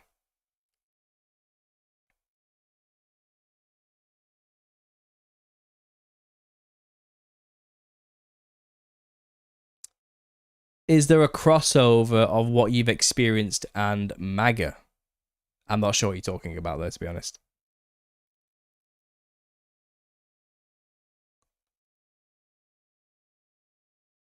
I'm 49-year-old woman, done full circle. I had a terrible time when I came to God. I was spiritual and tormented for nearly 5 years. It was horrendous, and I wouldn't wish it on anyone else. Yeah, well, okay, Fiona, I'm sorry to hear that, but it's good that you came round and found God. I know it's not an easy journey, but it's the right one. It's the necessary one. Once you see through the deception and see reality, you can't unsee it. That's true. That's true. It was very devastating for me. I mostly explain it like I woke up in a horror movie. It's just the COVID situation. Yeah.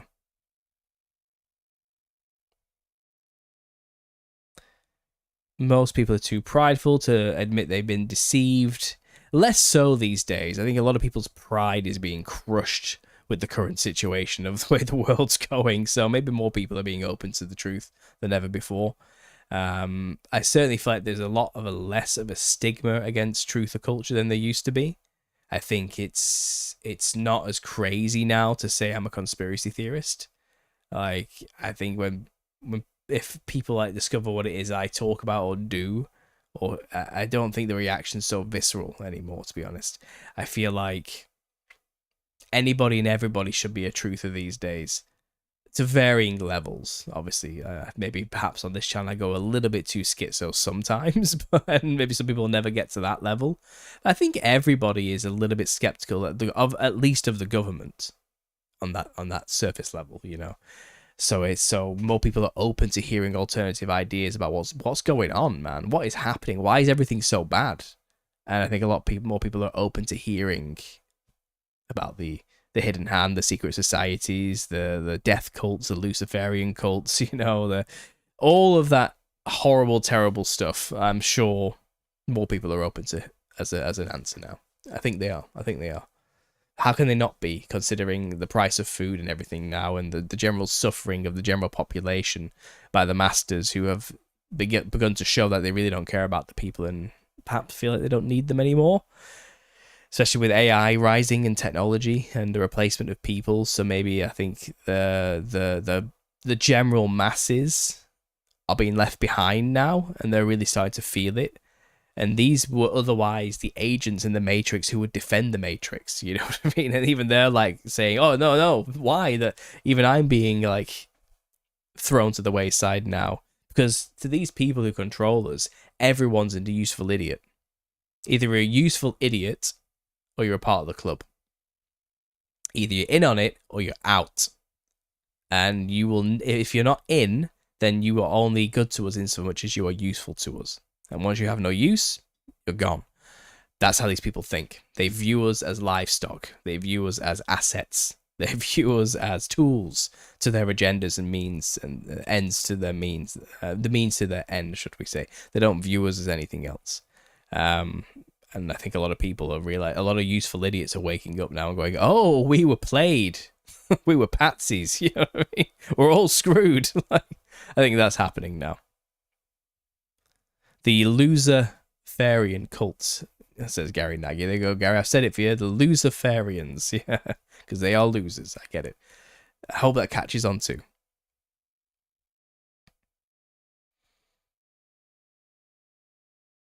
If you are not super distrustful of governments, you have no idea what's happening. I know, right?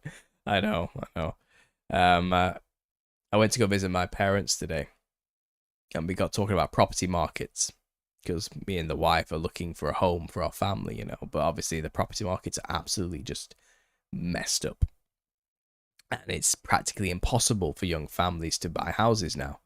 And older generations are not moving out of their houses and making room for younger generations. And they are also trying to sell their properties at ridiculous prices, which are not realistic at all. And interest rates are too high anyway now because of the whole collapse of the Middle East. And as a result, we just can't buy houses. Younger generations can't afford houses, and older generations can't sell them, but no one's willing to drop the prices, you know.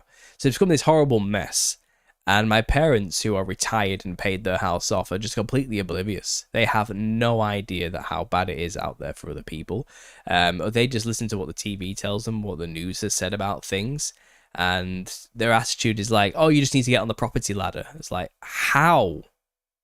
Like, oh, just do it, like money just exists. Like, oh, just find some money. Like, what are you talking about? And then they'll say, oh, and then they say something, because obviously they're into the whole reform situation in the UK, and reform will get in and fix this problem. They'll fix everything. Like, they think the government's going to fix everything. It's like, it doesn't matter who you vote for. The government wins, but they don't get that. And they said, oh, wants to kick all the immigrants out. There'll be loads of houses. And then I said, yeah. And then the banks will buy them and then rent them back to us. So banks don't buy houses. So I literally showed him that Lloyd's TSB in the UK is one of the biggest owners of properties and rentals within the markets of the thing. And banks are very much in the business of buying up houses as assets to rent back to the people. Like, that's what they do. And he's like, oh, well, they should make that illegal. Oh, yeah, should they? Well, it isn't. And they're not going to make it illegal. That is the reality we live in. And it's this idea that they're just completely oblivious. They don't know. They don't know what's going on. Like, because they don't feel any of it. They're insulated from all these things because they have paid everything off. They don't work anymore, so they don't travel as much. So they don't understand about the whole price of fuel going up. They don't feel these things like the average person who has to drive to work 6 times a day and has a family to feed still of like 5 miles and the rest of it, who needs they don't know of any of these problems. And so, yeah, there's lots of people, I get it, who are still just completely locked in and will never wake up. I know that. It's harsh, it's brutal. Like, it's our loved ones, it's our friends, our family. I get it. It's really rough. Do I blame them? No. They're a product of circumstance, and what can you do? You can only lead a horse to water. You can't make them drink, So forgive them, love them, move on. It's the best advice I can give if you're in that situation. But honestly, I see it. Like, there are a lot of people who are just not, who do trust the government. Kind of. If they don't trust the current government, they trust the one that they're going to vote for when they get into power. And that's just the sad thing, isn't it? That's the real sad thing. Farage isn't going to make any changes, sadly. Oh, absolutely not. Oh, no. I know. You're preaching to the choir here. I'm not a liberal. I'm not a left-wing liberal or anything. Like, traditionally speaking, my politics, technically, I'm probably traditionalist. I'm probably conservative in my fiscal policies. Like, I don't think we should spend a lot of money on welfare that much. I think we should be frugal and save more and be strict in our spending. Traditionally, I'm a Christian, and I think traditional values are of a high standing order. But at the same time, I guess I would harbor some sympathies, liberal sympathies, for freedom of speech and these ideas of people's individual freedoms to make their own choices and the rest of it, and I'm not a totalitarian in any stretch of the imagination, and I'm pretty easygoing, you know what I mean? And it's kind of, I'm on the spectrum of politics, I would say. I don't believe in the social justice stuff or anything like that, or compelled speech or all that nonsense. I think people have the right to say and think whatever they want to think. And Farage, for all that he did for Brexit, which I guess was good, he's like a used car salesman. You cannot trust a word that comes out of his mouth. In terms of his policies, his actual ideas, he is just the global homogenous uni-party. He's the same as every other party, be it Labour or Conservative prior, and his party is made up of ex-Labour and Conservative members. It's the same party, just changed the name and rebranded. Nothing will change. It's all for the globalist GDP homogenous society worldview. Immigration will not halt or cease under his it is not going to happen. He is not interested in that. He is all for all of that stuff, though he kind of larps as being some kind of right-wing messiah when he's nothing of the sorts. And even like his enemies paint him in a way that just isn't true as well. Like, he really isn't this like neo-Nazi that they want to make him out to be. He's a liberal. He's a classical liberal. in every sense of the word, really. He's a fully part of the modern liberal regime, like through and through. Yeah, that's all I can say. Because even like most of modern politics is all on the left, and then there's a right and a left within the bracket of left. You don't find really any right-wing parties that exist in reality, and the ones that do get very much crushed very quickly in liberal modernity. That's Farage is just further right within the left side. That's all it is. That's all it really is. And I don't play politics. I'm just not interested. I don't have time for political parties either. I don't put faith in any of it. Government, let's raise prices. People can't afford stuff. Die. Government, oh no, our taxes. No, our money. I mean, people are dying. Oh well, here's $15 gas, and let's just import more people in to replace them. That's all they're gonna do.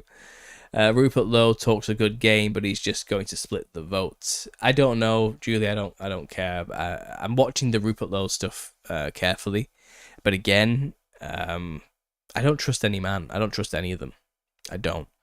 I'm more of the politics of the country are going to be the politics of the country. I have no control over any of this. What I can control is my immediate loved ones and friends and family around me. Not control, but the only thing I have any impact on is the safety of my immediate friends and family and their well-being.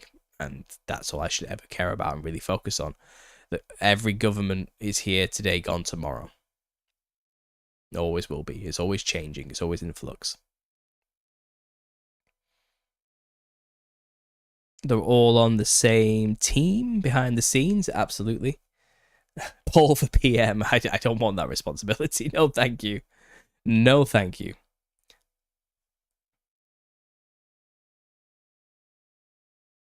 All political choices are establishment approved. Yeah, pretty much.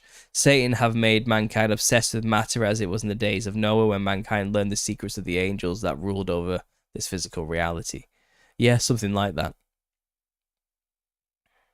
Rupert is 100% establishment. Well, there you go. Yeah, that's what Annabelle believes.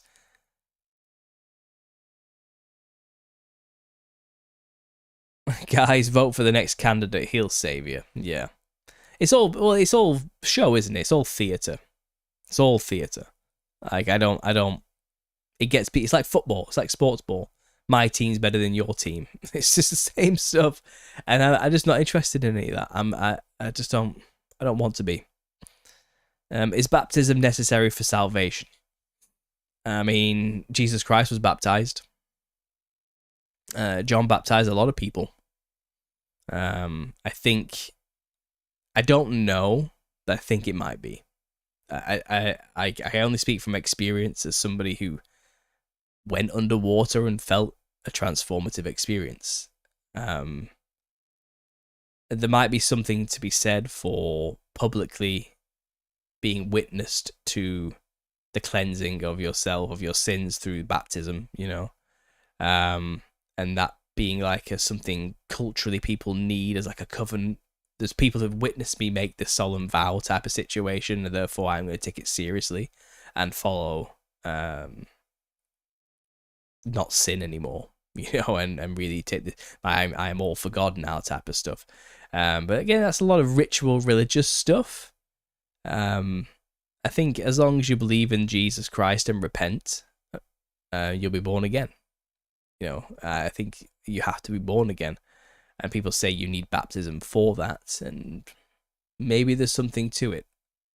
Maybe what happens in the physical has impacts in the spiritual. Maybe there is something about the mechanism of dunking yourself underwater that actually does do something spiritually speaking, and it's not.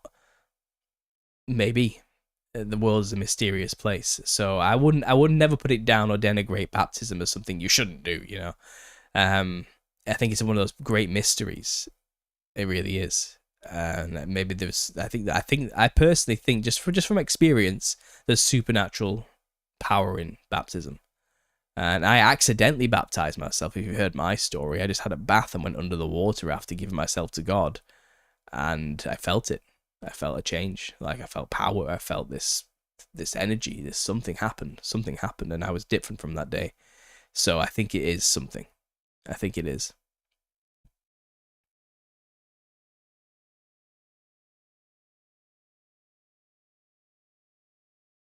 I was transformed when I found faith. Baptism is a display that you follow Jesus. It's not required for salvation. No, I'm not here to say it's necessarily is required.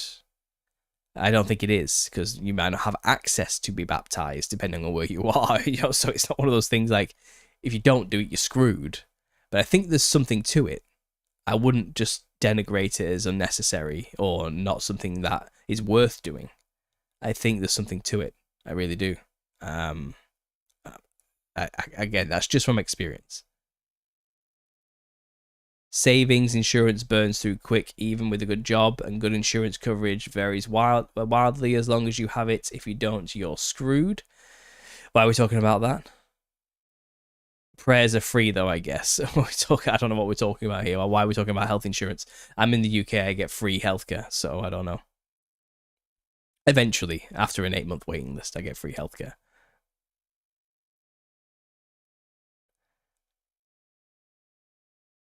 I don't trust any clergy, so I'm planning on baptizing myself in the sea. Yeah, do that. Do that. I don't think it needs the ritual, the pomp and circumstance. It doesn't have to be mystified. It's between you and God. That's all it has to be.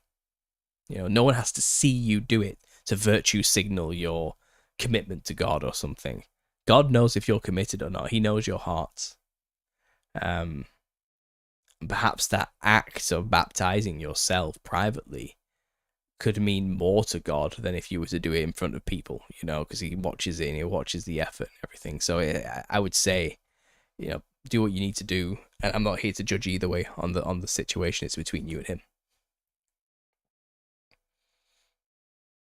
Always funny to see Euroconservatives talk about welfare when they have state healthcare and a bunch of public investment. Even the penny pinchers would riot over. Try living in the deep South US.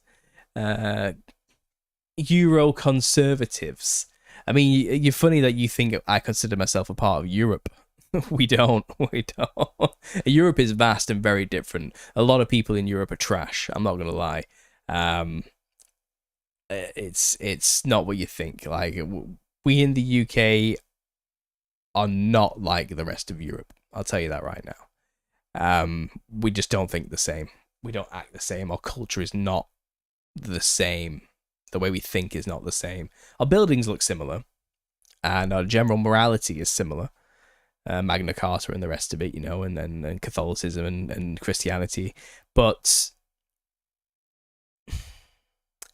even in the UK, when it comes to the British Health Service, we understand it's deeply flawed, and we criticise it a lot, and it's poorly managed, and we have major issues with it. It's not perfect. It's a broken system, but we understand its necessity. But we are so heavily taxed, ridiculously taxed as a result of it. It doesn't come free. We call it free. It's not free, not even in the slightest.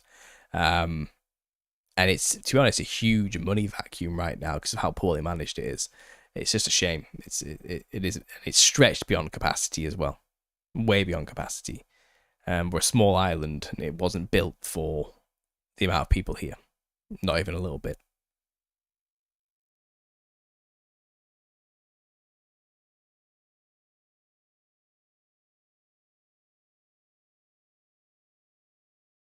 Orthodox Christians believe in the Holy Spirit transformation through baptism, and so do Catholics. Yeah, so do they. Life is in the blood, and water is the blood of the earth. By wisdom, God made the earth, and she brought forth life.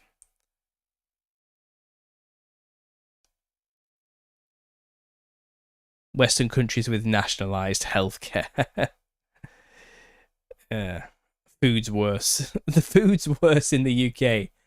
I don't know, man. It's not as bad as you think it is.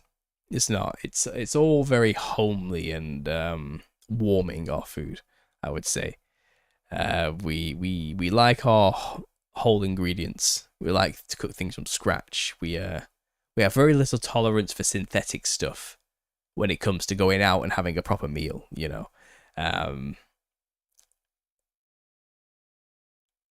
I just don't think you've eaten the right British food if you're thinking that. I would say that. Share the gospel, make disciples of all men. Amen to that. That's exactly what you need to be doing. I don't force my self-beliefs on others. Everyone has a journey. That's true.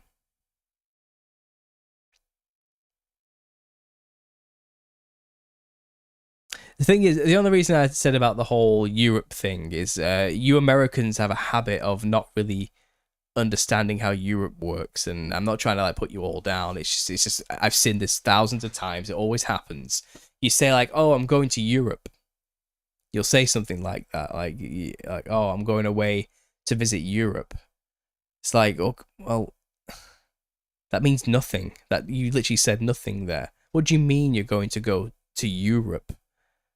Like, we are a lot of countries. Europe is not a thing. And every single country in Europe is very, very extremely different from each other. They are separate countries with completely different cultures.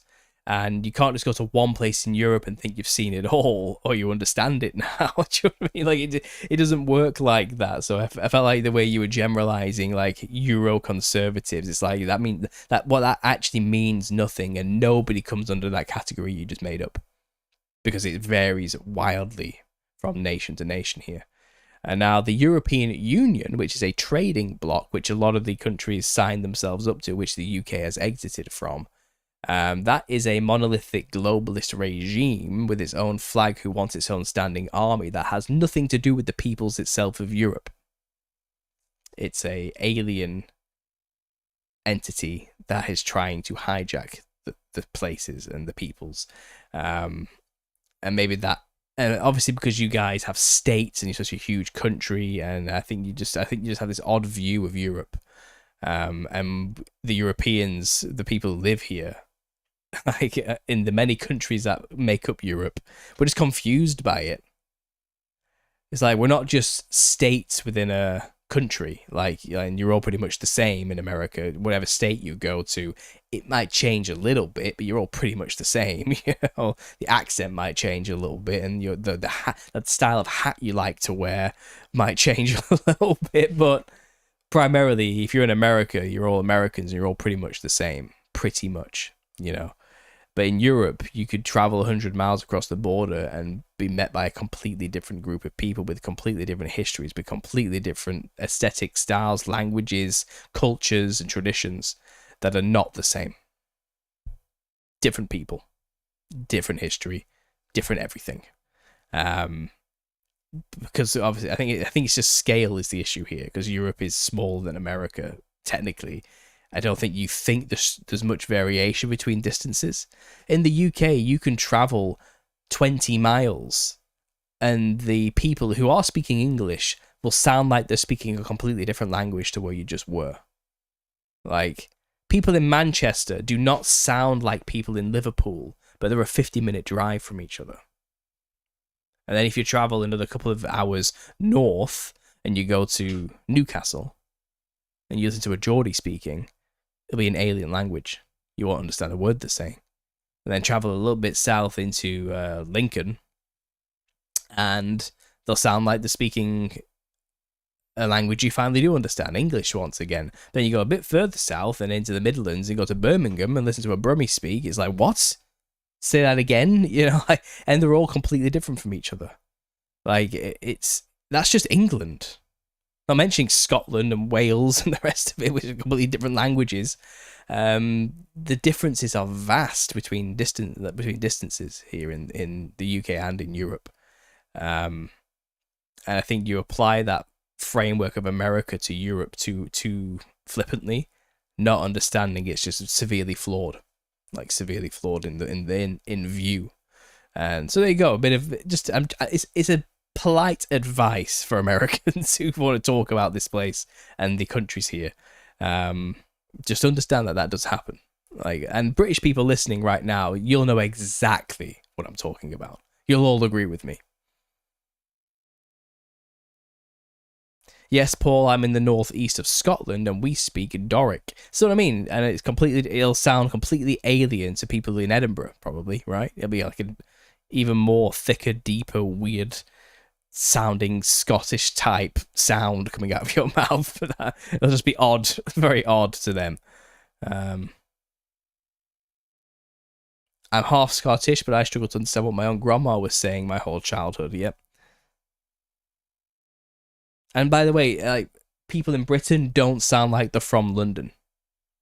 Only people who live in London sound like they're from London, and even then, they barely sound like it. Like, because there's variations even there in dialects. You should, if you want to know England, go to the north. We're not the same as the south.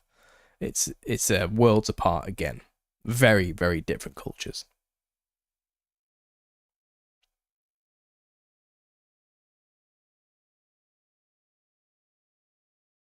When people in the USA say they're going to Europe, they are generally visiting multiple countries in Europe. Maybe. Then say that. Say that. Say, like, I'm going to Greece. I'm going to go explore Italy. And then I might make my way up through Germany. And then I'm going to go explore England. Because they're all different countries who offer extremely different things.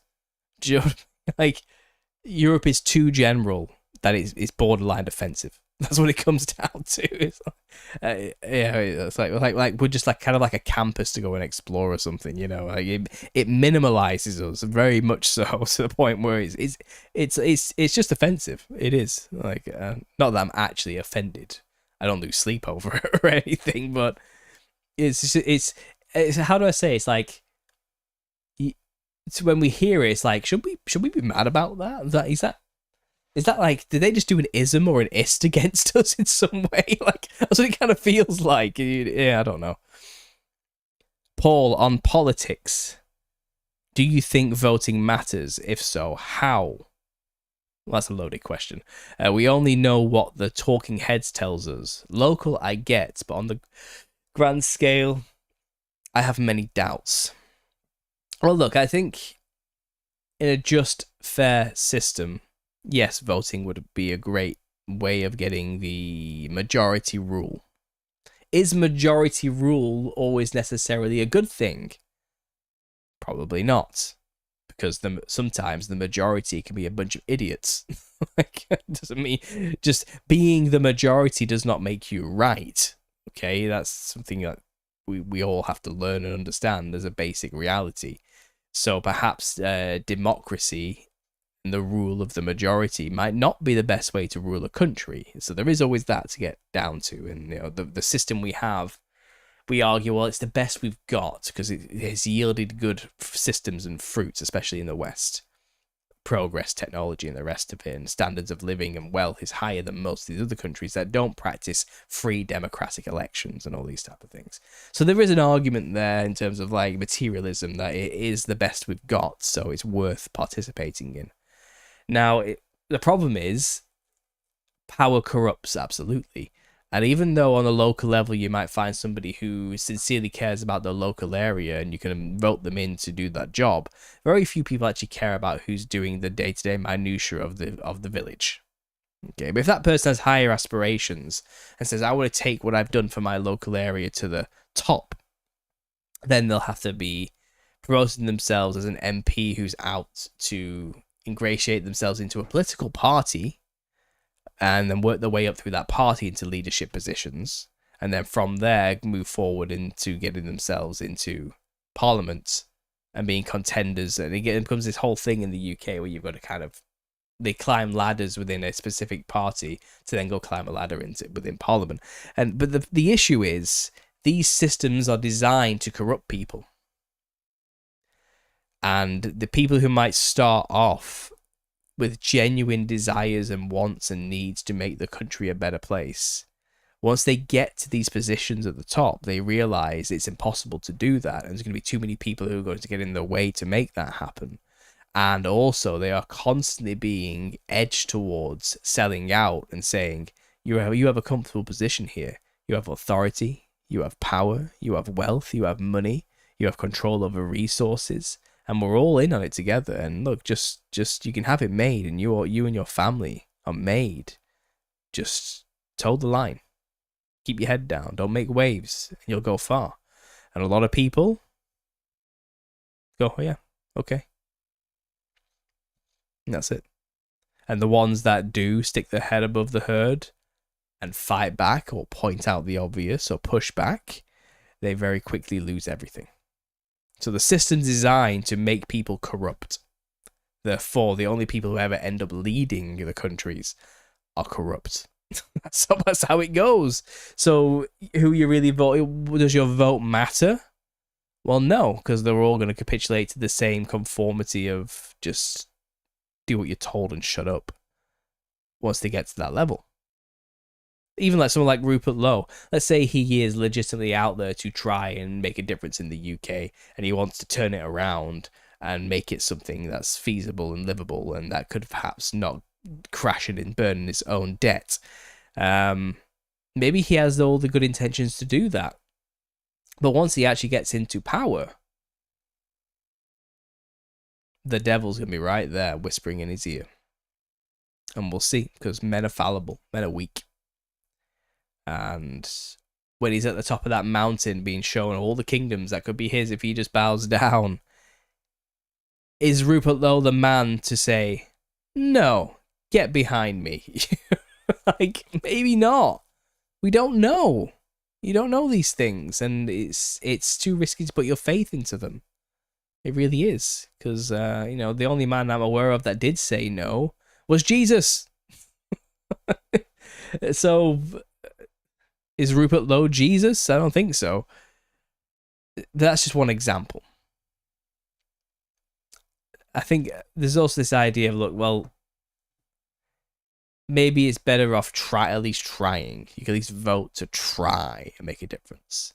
At least you can say you tried, even if it means nothing. It's all we had, and I did it anyway. And yeah, I get that. I do get that. I'm not saying don't go and vote. But I also have this problem right now. I did vote in the past.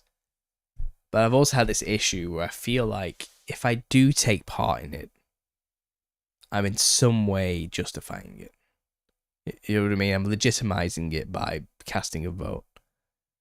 And I feel like I am now responsible partly for whatever disaster comes in the future from this party that gets into power.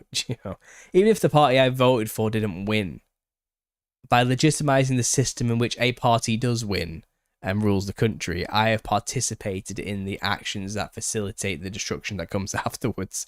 So I feel like leaving the system or getting out of Babylon, involves perhaps not partaking in the voting ritual. Maybe. I do feel more like that in my older age.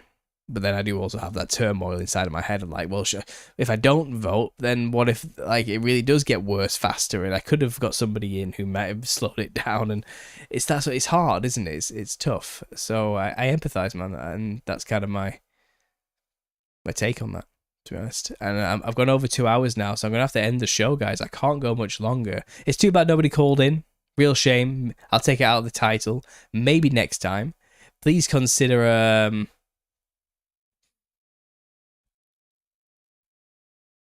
I do have a couple of emails here, but I'll email you back now, guys, and we'll rearrange it for next Sunday. How about next Sunday we do the call-in show, and the guys who want to call in, you can. We'll get it prepped. I'll give you a time. We'll get it all organised and ready to go, okay? But we're out of time now. I've rambled, I've raved, I've ranted on, I've said all sorts of things. I've probably offended many people, as I tend to do, and I do apologise.